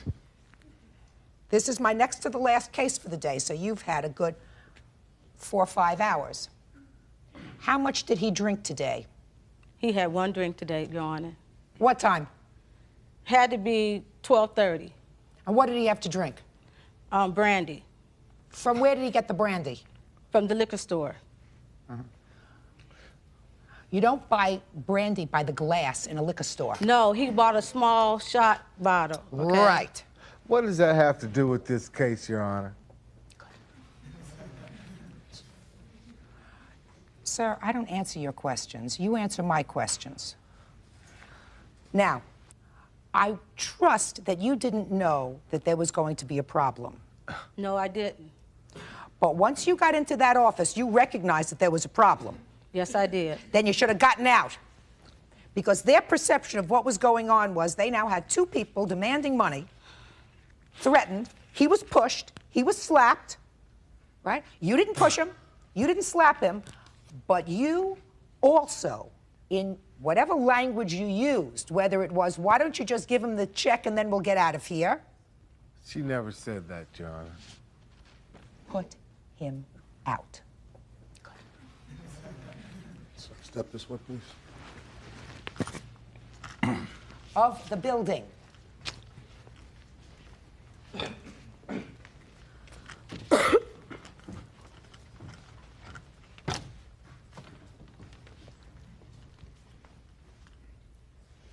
Miss Taylor, You ever been arrested before this incident? No. How many times has he been arrested? I don't know, ma'am. A lot more than the no times that you've been arrested, right? Yes. You got to pick your friends more carefully, madam. You got caught up in the situation, but they didn't have you arrested falsely. They had good and substantial reason to have caused you to be arrested along with him. That's not the way you handle a dispute. You don't go in, push your boss around, throw him around in a chair, and demand to be paid. You don't do that. If you think somebody owes you money, then what you do is you resort to the courts. What are you shaking your head no for? You think what I just said to you was wrong? From their perception, they had a hostile, aggressive person who had just assaulted him, who called in somebody else who was sitting out in a car, who comes in and says to them, why don't you just give him the paycheck and we'll get out of here? Now, that's as benign as you say you said it to them. But their perception is that these two people are together. So I'm dismissing your lawsuit. Now, let's get to the counterclaim. Since this incident, you say that she has harassed you. Yes, ma'am. How? Several times she's called the office. She was advising me to tell John that she was suing us for false arrest and for medical bills, and tell him, pay my bills, and tell him I'm suing him because you stupid, I don't remember the other word, you had me arrested and I didn't do anything to you, and okay, and so she that's called several times saying the same thing. Same thing? Mm-hmm.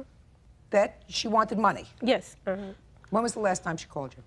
Roughly 3 weeks ago. Instead of calling them when they told you that they weren't going to pay you the money, why didn't you just sue them? Your Honor, when I went to the courthouse, only time that I called this lady is when I went to the courthouse and they told me they had to know that I was doing this and I had to call them. That was the only time I called them. What did you say to them when you called? I said, this is Veronica. She said, well, is this the Veronica that lives in our apartment building? I said, no, this is the Veronica that you threw in jail. And she said, well, you should be in jail. I said, well, why should I be in jail? I said, I'm just calling you, telling you what I'm about to do. She's the one that cussed me out, Your Honor. Okay, Miss Taylor, let me tell you this. But for the fact that you filed this lawsuit, I doubt very much that they would have filed a counterclaim. So I'm telling you this. I'm dismissing your lawsuit because it's nonsense. I am also at this time, without prejudice to you, dismissing your counterclaim. But that is with the following warning, Miss Taylor. You are to have absolutely no further contact with these people. Do you understand? Yes. If you do, the dismissal of their countersuit is without prejudice. They're coming back to court. If you contact them at all or cause anyone else to contact them, they have the right to come back because I will consider that harassment. Do you understand? Yes, I understand. Good. That's all. Parties are excused. You may step out. She hit me with her belt over here, and she kept hitting me with it. She called my in-laws and told them I was cheating on my husband. She wrote him on the boat and told him I was cheating on him. A husband at sea gets a poison pen letter. She called my mother-in-law. She wrote my husband. I know something about her sleeping with someone else. I don't know why you think this is amusing. It's really not amusing. It's not amusing. Parties on Soares versus McNichols. Step forward, please. 19-year-old nursing assistant Melissa Soares says her ex-best friend, 20-year-old Nainita McNichols, beat her up and owes her for a phone bill. Nainita claims Melissa is a gossip. Order. All rise.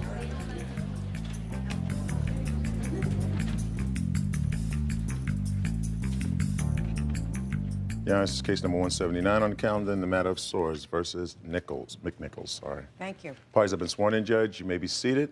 Have seats, please. Ms. Soares, I gather that who are you? Her mother. You can have a seat. I gather that before the defendant came to live with you, she was a friend of yours. Best friend. How long had you been best friends? Since our freshman year. In high school? Yes. And there came a time when you got married. You married someone who was in the military. Yes, I did. And they went aboard ship. They were in the Navy. Your husband's in the Navy? Yes, he is. So you decided to come home? Yes. And you moved in with the plaintiff? Yes, I did. Something happened, didn't go well, you left. You claim that she owes you phone bill. Yes, she does. And in addition to the phone bill, you say that you also want $1,000 for emotional distress. Yes, I do. Let's start with the phone bill. She moved in. Yes. Wasn't paying any rent. No, I told her it was okay for her not to pay rent because she was my best friend. I missed her. So I said, you can come and stay with me for free. It's okay, just come and stay here. So she came to stay with me, and when she did come to stay with me, she stood there till about May or June. Then she decided she wanted to move for a little argument that we had, but we were still friends. So she decided she wanted to move in with her mother. Now, I still have this phone bill, which the phone hadn't gotten shut off yet, which I wasn't worried about because she had told me she would be giving me money. And at this time, I still had I really trusted her because she was such a close friend of mine. So when it came down to the phone time to get shut off, she came by and I was in the West End of the New Bedford area. She says, come now if you want to come. So I go to the car, and when I get near the car, She drove to your house? She drove to my cousin's house. I was not home. And when I went near the car and I said, Mahogany, come with me. And when Mahogany went to come with me, I looked and they had took off, her and her mother. They took off really fast. And now I'm like, what's going on? Still not thinking anything because she's still my friend.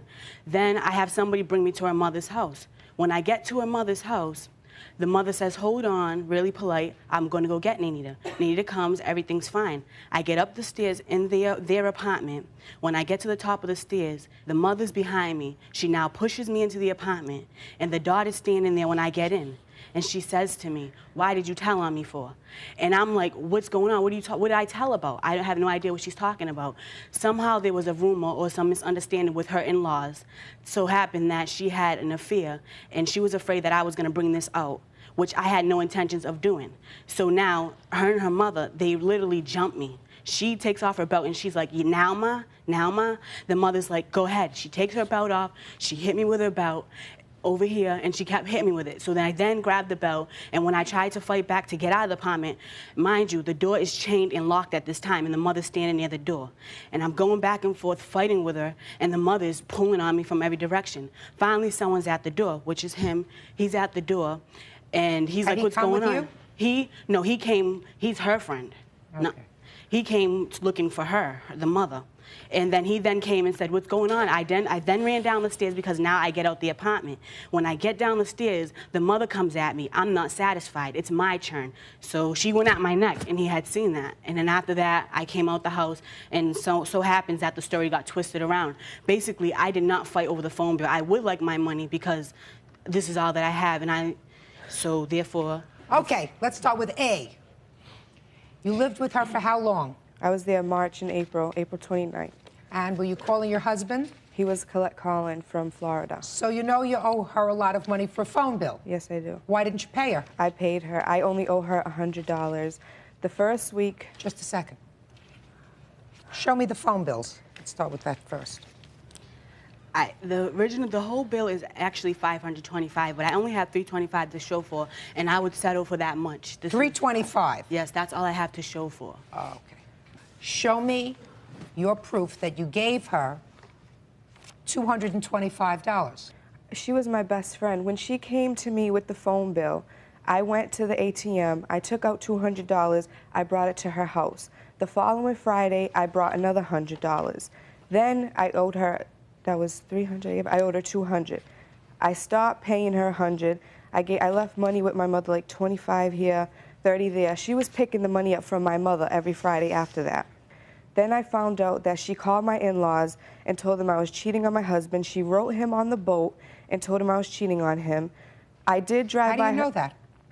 How do I know? Because I spoke to my husband. And my in-laws is the one who told me. Did he send you a copy of the letter? No, he ripped it up. What possible motive would she have to do that?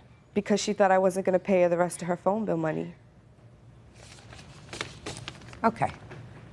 Did she give you any money in cash? No, she had never gave me any money. Why didn't you get a receipt for this money that because you say she was you my gave best her? friend. When I moved out, it was not on bad terms. You moved out?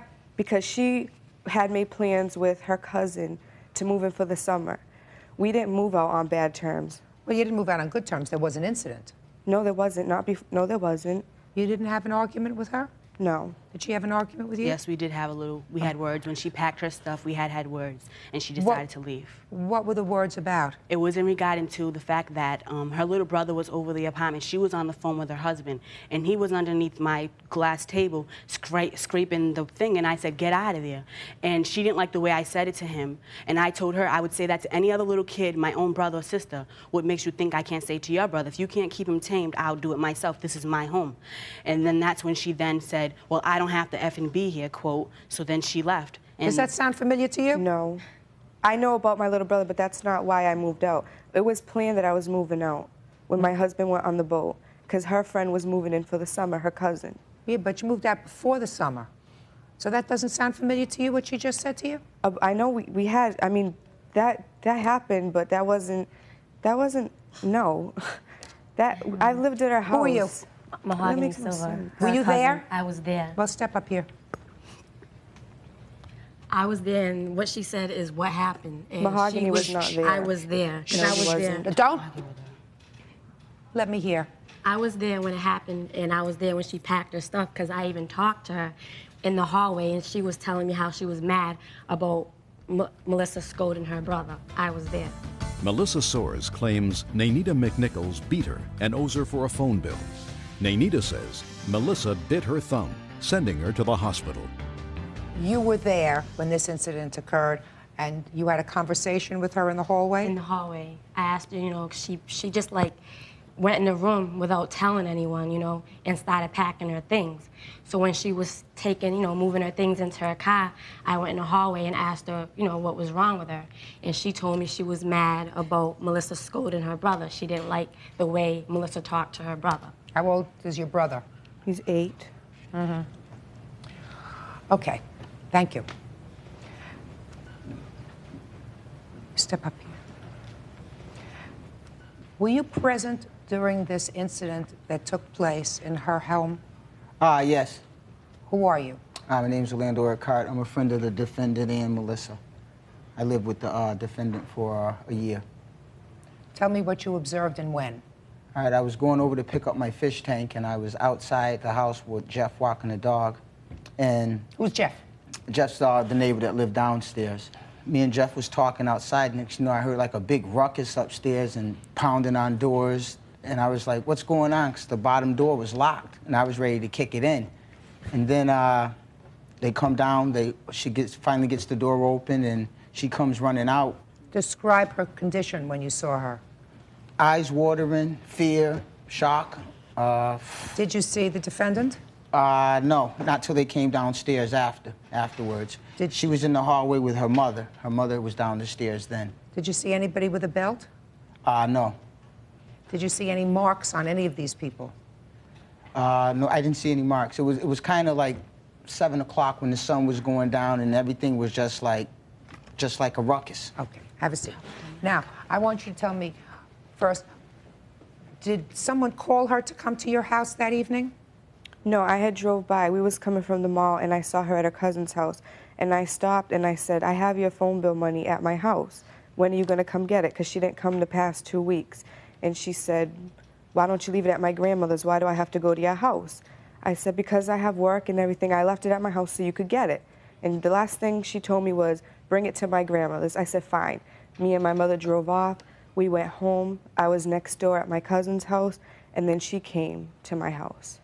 And what happened when she came to your house? She went upstairs, and I asked her, why did you tell my family that I was cheating on my husband? And we started arguing because she said, I want my money and I'm going to get it any way I can. What did she say? Did she answer you? She said she didn't, but my mother-in-law's the one who told me she did. Just a minute. So she said, I didn't? Mm-hmm. And what did you say? I said, why are you lying? And what did she say? We started arguing. She was swearing at me, just give me my effing money. I want my money. We started fighting. So why didn't you just give her her money? Because I said, after the trouble that you caused me with my family, the $100 I owe you, we're even. So she caused me trouble. Just 1 second. You saw her earlier that day. You said, why don't you come over and get your money? You had already decided not to give her her money. No, because of what I thought she was going to tell the Just a second. truth. Because based upon what you just told me, you had already decided not to give her her money because of this gossip that you thought that she was the was the maker of. So why did you tell her to come over to get your money? I was going to give her her money. Yes, I was. Well, when did you 'Cause change she your mind? started Just a second. swearing When at did you me. change your mind? Because she said, I just want my effing money. I don't care what happens to you. We started arguing. I didn't think she was going to blow up like that. She's the one that did that to me. She called my mother-in-law. She wrote my husband. No, just a second. You're not following my question, yes, I am. madam. I was going to give her the money. There was no intention of us No. fighting. Listen to yourself. Listen to yourself. Listen to myself. I'm listening. Try listening to yourself. You tell her to come and pick up her money. Yes. She comes to your house to pick up her money. Instead of handing her her money, you say to her, why, I assume not in a calm tone, why did you create this gossip? She says to you, I didn't. Mm-hmm. You knew that she did, according to you, so you responded to her. Then you started verbally fighting, and then you started physically fighting. Yes. Right? My question to you is, if you told her to come to get the money, why didn't you just hand her the money? Period. Because I want to know why she did that to me. She said she didn't. But she did. My mother-in-law told me. I did not think it was going to turn into a fight at my house when I asked her, why did she tell my family and my husband that I was cheating on him? Uh-huh. And I didn't think it was going to turn into a fight. Who hit who first? She did. Excuse me. She hit me first. And I'm the one who got a phone call from her sister-in-law stating, Melissa, me and you have been friends for years. Now, my brother just married this girl, and seeing she's your friend also, but y'all my friend before her. Let me know exactly what you know. I know something about her sleeping with someone else. And I said, I have no idea. I can't account for what goes on behind closed doors. And then we hung up. The next thing you know, the whole story's flipped around, and it looks like I made this story up. And even her mother-in-law's like, why would she? Her mother-in-law said that she came to her herself stating, Melissa's gonna come to you with this gossip because she's mad because I ain't giving her her phone bill money. She was afraid I would do that because I didn't get my money. Melissa Soares wants her phone bill paid, plus emotional distress for assault. Naynita McNichol says Melissa told her husband about a supposed affair. Did this lady hit you? Yes, she hit me. Where'd she hit you? She grabbed me by my hair and she hit me with the belt. No, I did not. No, I did not. Step up here. Tell me your last name. Long, L-O-N-G. Miss Long, what did you have to do with this whole incident? All right. Naynita showed up at my house, tears in her eyes and her bags in her hand. And I said, she's like, I have nowhere to go. Mahogany and Melissa want to live together and go dancing together because one was a stripper and the other one wanted to go do the same thing. So they had this plan that they were going to get a car together so that they can be by themselves and do whatever they want. Just tell me what happened on the day she came to your house. So the day that she came to my house, well, the day that I saw her was the day I was with my daughter. We had gone to the mall. We had come down from the mall. We was coming down Kempton Street, going past Thing's house over there, and they flipped us off. They flipped her hair. And I'm like, there's Melissa. You know, 2 days before, Naynita had given me money to give to Melissa. Melissa was always at my house every Friday. Don't digress, madam. All right. You passed her and you Passed saw her house, and saw her, and you just and a second. stopped, And just a and second. she approached the car. I'm speaking. My mouth is moving. You stopped the car. You stopped the car. And when you stopped the car, your daughter said to her, "Why don't you come and get the money?" That's what your daughter tells me that she said. Melissa had approached the car, and Naynita says, I left the money with my mother. How come you didn't come pick it up? Melissa was swearing at her and all that stuff, and I'm like, let's just, she wants the money. She can come pick it up at the house later on. Let everything calm down, and we'll go home. She wants to come pick it up. Went home. I was home for about 20 minutes. Doorbell rang. I went downstairs. It was Melissa and a car full of people. So I says, okay. I says, let me go get Naynita. I went and got Naynita, and I says, Melissa's here to come pick up the money. We all go in the house. I go in to talk to my ex-husband about our son. Next thing I know, I hear yelling. I come out. Melissa's raising her hands to Naynita. Naynita pushed Melissa back. Melissa then proceeded to charge into Naynita, and they ran into my couch, busted up my furniture. Naynita kicked her off the couch. They fell into the door in her bedroom, started fighting around. I'm yelling and screaming, saying, stop, you're going to bust my TV, you're going to break the lamp, you're going to roll into the fish tank, you're going to get glass all over yourselves. By this time, they had had this fight in Nenita's room. From the bed, they went to the floor. Melissa was on top of Nenita, holding her down like this. I'm sorry, please forgive me. Let me explain. I didn't mean to say those things. Let me up and I'll explain. And Nenita's like, well, what do you need to explain about? And she's like, well, I'm just sorry for everything that happened or whatever. And I want my effing money and I want to go. And by this time, my house was like trash. My couch was broken. Things were all discombobulated in my house. And I opened up the door. I told Melissa, get out. A couple of days afterwards, my son came home, my older son, he was 17, and he says... Don't tell me what your older son said to you. My older son told me that... Don't tell me what he said to you. I'm not interested in what he said to you. Oh, you're not interested? No. Okay. Has nothing to do with this case. So they were harassing him. Has nothing to do with this case. And during the time that the fight happened and the time that they came and destroyed my car, they would go by the house and harass. Madam, I don't have anything about, in this case, about your car. I don't have anything about your son. All this case is about a phone bill and what happened to her when she got to your house. You have anything else? And I have else? pictures of the destruction that she did to my house. Madam, did you file a claim? Yeah. The question is, did you file a claim? Yes, when I talked to the woman on the phone. Did you go to court and file a claim? No, I didn't go to court. Then you have no claim. I have to make a judgment about who I believe. I believe that she owes you the money. I believe that she owes you what you can prove is $325. Yes, ma'am.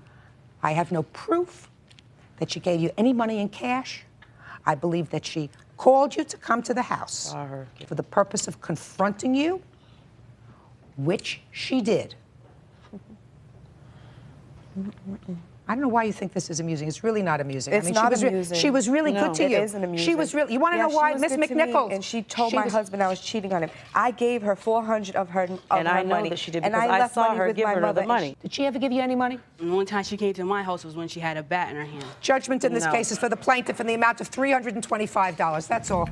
Parties are excused. You may step out. They didn't even say nothing about the car or nothing. Her diary said she and his best friend had done him wrong. She can flirt with whoever she wants to flirt with, right? You can't compare 5 months of sex with 9 years of friendship. You saw her, according to your papers, kissing your best friend. Her little journal said that she had flirted. Judge, I'm being honest. Her diary said she and his best friend had done him wrong. Well, it made you mad more at your friend than at her. She wasn't your girlfriend. She can flirt with whoever she wants to flirt with, right? Yeah, you can't compare 5 months of sex with 9 years of friendship. Well, that was uncalled for, Mr. Mason. He's on Phillips versus Mason. Step forward, please. 22-year-old Christy Phillips says her ex-boyfriend, 21-year-old Adrian Mason, lost her camera. Adrian claims Christy flirted with his best friend, ruining their friendship. Order. All rise.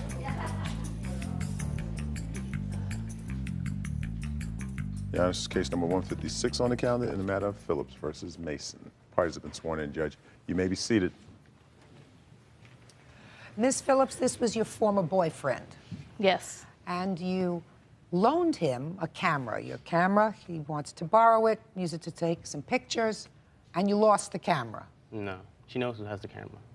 Well, according to your answer, sir, you left it in a restaurant. Yeah. Is that right? Yeah. So you know where it is? The person I was talking to. talking Do you know where it is? Yeah, I know where it is. He told me where it was. So why don't you go get it? Why should I? All right. I mean, I told her where the camera was, for one, Your Honor, and I forgot the camera. When I came out here, once I went to San Diego, the first thing I did was call her and let her know where her camera was. Just a minute. It all gets a little confusing, but we're going to straighten it out. Mr. Mason, according to your answer, sir, you acknowledge that you, in fact, did borrow Miss Phillips' camera. Yeah, I did.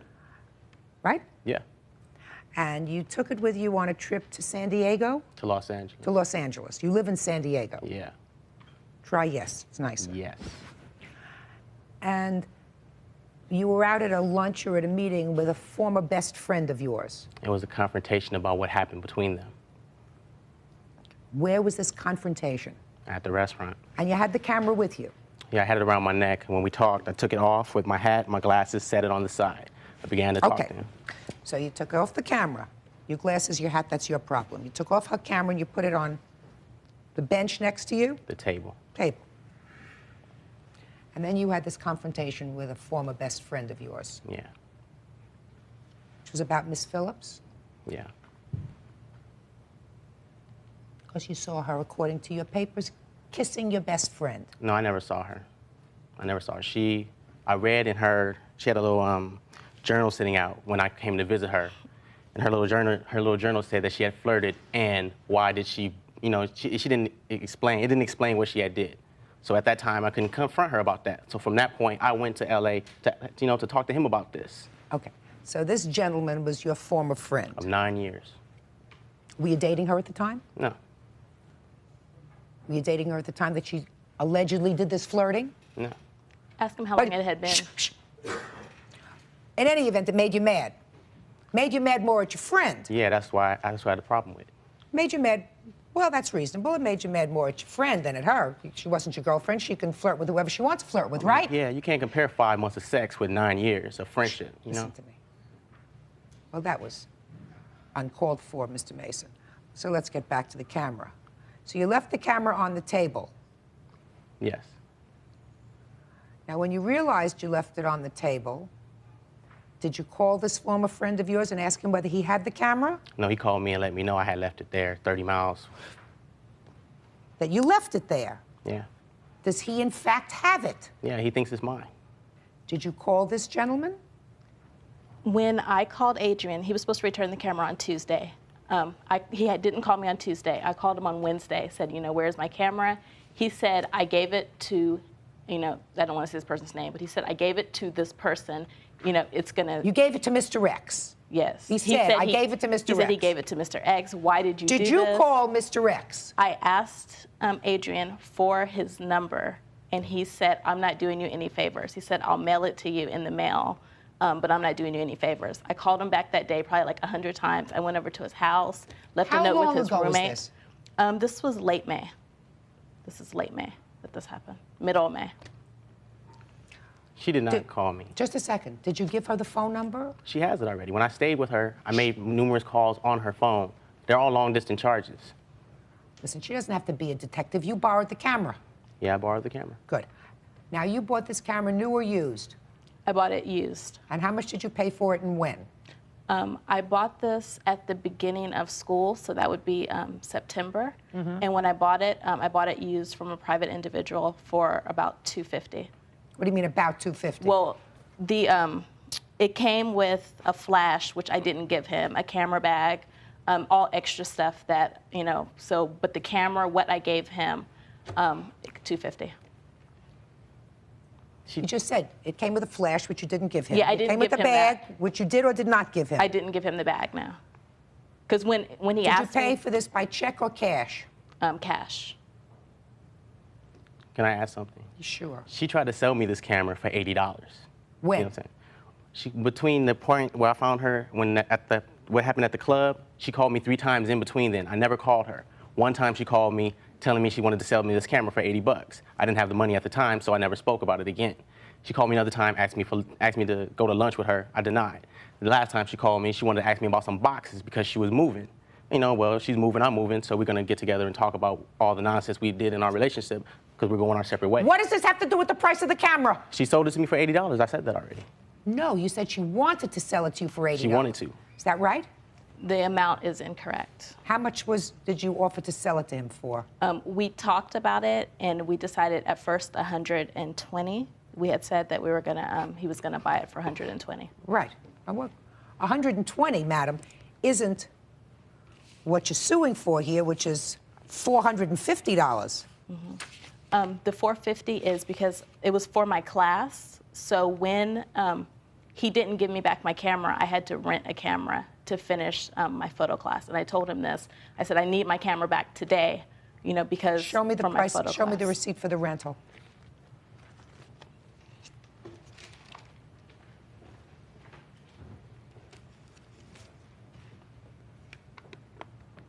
This isn't a receipt for a rental. That's how much it costs for the rental. No. A receipt for a rental. If you went to a place and rented a camera, you would have gotten a receipt for the number of days that you rented it. This is just a brochure of how much it would have cost if you would have rented it. Yes, I understand that, Judge. You understand. So these are pictures, and this is a brochure. Show me the receipt since this all happened very recently, show me the receipt for the rental of the camera that you say you rented. Yes, the reason why I do not have the actual receipt is because I just moved from San Diego to LA, and all my stuff is at my parents' house, so I wasn't able to find that. This you have. Because I made a trip this weekend to San Diego then for the camera shop. Then if you made a trip to San Diego to the camera shop, you could have asked them for a duplicate receipt. Yes, they weren't able to do that. You could have if, in fact, you did rent a camera. I'm not so sure that you rented a camera. Christy Phillips wants her camera back from her former boyfriend, Adrian Mason. Adrian says he told her where her camera was. He left it at a restaurant. You know what doesn't make sense to me? You offered to sell him the camera for $120. He says $80. Let's assume I believe you, because there's no question he's responsible for this camera. He's going to buy this camera, and then he can go get it back from the person who he says has it. All right? That's not the issue. The issue is how much. Now, if I believe you, it's worth $120, because that's what you offered to sell it to him for. Then why would you have spent another $300 to rent a camera if you could buy a camera for $100? Because you can't. The kind of camera I have, you cannot buy. When I offered him the $120, that was because we were together. He wanted this camera our whole relationship. So when we were together, I said the $120. No camera that's a camera with a lens, with the 50 millimeter lens, a zoom lens, no camera, you're not going to be able to find that for $120. You found it, you said, you just told me for $250, but now you want $450. Because I had to pay. You want twice as much as what you paid for the camera. Well, that's not going to happen. No, Judge, I paid the $250 for the camera when I bought it. It was a good deal. I'm not going to find that good of a deal anywhere else. And also, Judge. And you don't have a receipt when you bought the camera? For the rental. It was a private I'm not giving you any money for the rental, madam. I think it's a lot of baloney. Because if you went back to the camera shop to get these prices, you could have gotten a duplicate bill if, in fact, you did rent a camera. Do you understand what I said to you? You can talk from today till tomorrow. It does not make sense for you to go back and get the brochures and not get a duplicate receipt. Do you understand what I just said? Clear. Good. Give it back to her. Now, you do not have a receipt for the used camera that you purchased. No, I do not. So I have to rely on your word that you, in fact, paid $250 for it. You say she paid less for the camera. She told me she did. Judge, can I say... Just a second. No, say nothing. If she knew I wanted this camera the whole time, why would she even give it to me 2 days before she has to do something so important? I called her to let her know where her camera was. She never called me. Mr. Mason. You know? You are irresponsible. Judge, do you see my mouth moving? Yeah, I saw it moving. I'm sorry. Judge, can I say one thing? No. You tell me one thing that I can believe, perhaps I'll listen to you in a second. You had a responsibility, if you borrowed her camera, to return it, not to call her up and tell her where she could get it. That's not what happens. When you borrow something, you return it. That's responsible. Now, you can't come into court, madam, and tell anything less than 100% truth. Assuming that what you say is true, that you paid $250 for this camera, I'm assuming that what you say is true. And I'm assuming that you offered to sell it to him for $120. Just a second. What I don't believe, madam, is that you rented a camera, bringing your total claim to $450. That I don't believe. We understand each other? I understand, yeah. Good. Judgment in this case is for the plaintiff in the amount of $200. That's all. Parties are excused. You may step Stay out of my life, dude, for real. If she knew I wanted this camera all this time, why would she give it to me, 3 days before she has to do something so important that she rents a $450 camera? 3 hours from my house, she brings me somewhere so we can talk about our life on TV. That's not a woman, that's a little girl, for real. I don't have a friend anymore. I lost a friend because of her, and I lost $200. And then I go home, broke. Now what, Parties on Martindale versus Noble. Step forward, please. 21-year-old letter carrier Shanna Martindale claims former live-in lover, 23-year-old electrician Andrew Noble, threatened to kill her. She put him out. Now, she wants rent from him. You two folks lived together for a brief period of time, rented an apartment together. According to your complaint, the defendant assaulted you. You obtained a restraining order against him, had him put out of the apartment. Your lawsuit seeks damages for the assault, as well as the expenses that you incurred for the apartment after he moved. Correct. Your defense is you followed the court order, you moved out of the apartment, so you shouldn't be responsible for the rent. Exactly. And that you don't really talk much about the assault, except say that you pled guilty, which is... Yes, I did. And you spent a couple of days in jail. Yes, I did. How long did you live together before this assault took place? We lived together for a couple of years, and then it happened a couple of times, but it just went by, and then the last time it happened, he threatened to kill me, so that's when I went to, this is my witness, Minnie Smith. I went over to her house and called the police and filed a report. Well, he threatened to kill you, but you claim that he assaulted you and caused a scar on your lip. Mm-hmm. When was that? This was a couple months beforehand. We had gotten into a fight at night, and he had tried to break my nose. When you say you got into a fight, tell me about that. We just would go out, and then we'd come home and get into an argument, and then it'd just lead to one thing to another. Tell me about it. That's not. I assume it's not funny. No, we just had gotten into it. Well, tell me about it, One madam. thing was said to another. The most of your lawsuit is about the injury that you suffered as a result of this assault, which occurred 2 months before you finally separated, according to you. Is that right? Mm-hmm. Is that right? Correct. Fine. Then I want you to tell me about that assault.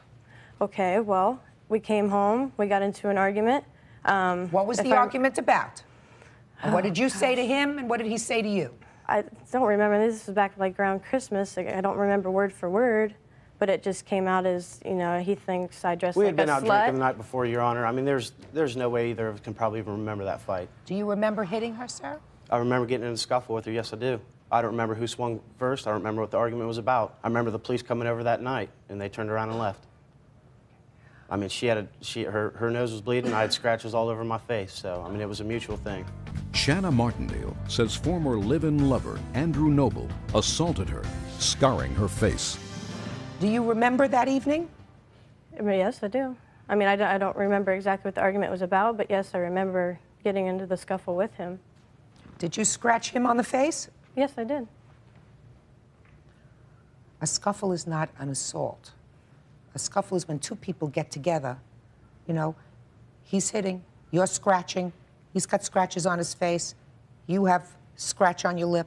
I mean, how am I supposed to make a determination That's exactly in a court what it was, match? Your Honor. How am I supposed to make a determination with regard to that assault that happened? And there was no arrest. Is that right? Right. And you didn't file a complaint? Right. And you didn't go to the doctor? No. Okay. Now that we've taken care of the assault, let's take care of what happened 2 months later when you had him put out of the house. Okay. So tell me what happened when you had him put out of the house. Let's see, around the beginning of the year, we had started not getting along. I had asked him to leave. He told me no, he'd rather stay with me and be unhappy than to leave me and be unhappy. So then that's when I started staying at my dad's a lot. And one morning I came home to get a uniform for work. I was standing there brushing my teeth. He came in on a rampage, grabbed my mouth. I spit my toothpaste in his face, so he threw me down into the tub. We continued out into the kitchen after he threw my hairdryer at me. He had a hold of my ponytail and had me held to the ground, talking to his mom on the phone at the same time, saying he was going to kill me. She needed to call somebody and get him over there. So at that time, I broke loose from him. I went out to my car and I drove over to her house. Does that sound familiar? More or less. Okay. So you were arrested. Yes, I was. Spent 2 days in jail. Yes, I was. Pled guilty. Pled guilty. Kicked out of my home. How much was the rent on this apartment? $500 a month. And had you been sharing the rent? Yes. And how much more did you have to go on the lease? I had to pay $850 to terminate the lease. Which you didn't pay. Which she didn't pay. I just talked to the lady from the leasing agent Friday, and she said that Shanna's not paid this money. She said she went to rent the apartment out. The lady told me I had to come up with the half, and then with AJ's half, to let her know what I was doing. Okay. So you really have to come up with $425. Right. The state's in my Shut! How much after you had him arrested did you move out? 2 months. Did you pay the rent for that 2 month Yes, I did. period? Your entire rent was $1,000 for those 2 months, so his share would have been $500. So the amount of your claim is $925. And then the keys that weren't returned, that was $30. You mean his keys? Right. Well, they're his keys. They're going to go after him for $425 for termination fee. Are you working? I have it 25. I work every day of my life. Good. So they're going to come after you. You were on the lease, right? Yes, ma'am. Perfect. Now, let me explain to you what your defense is, Mr. Noble. Your defense is you followed a court order and vacated the apartment. Exactly. Right. And I'm going to tell you that you vacated the apartment through fault of your own. Yes. Your fault was you pled guilty Yes, ma'am. to either an assault or an attempted assault on her, which means that you are responsible for this money. Now, you think that just because you followed the court order, you're not responsible for this money. You are responsible for the money because your actions caused you to be put out of the apartment. I understand. So the judgment in the case is for the plaintiff.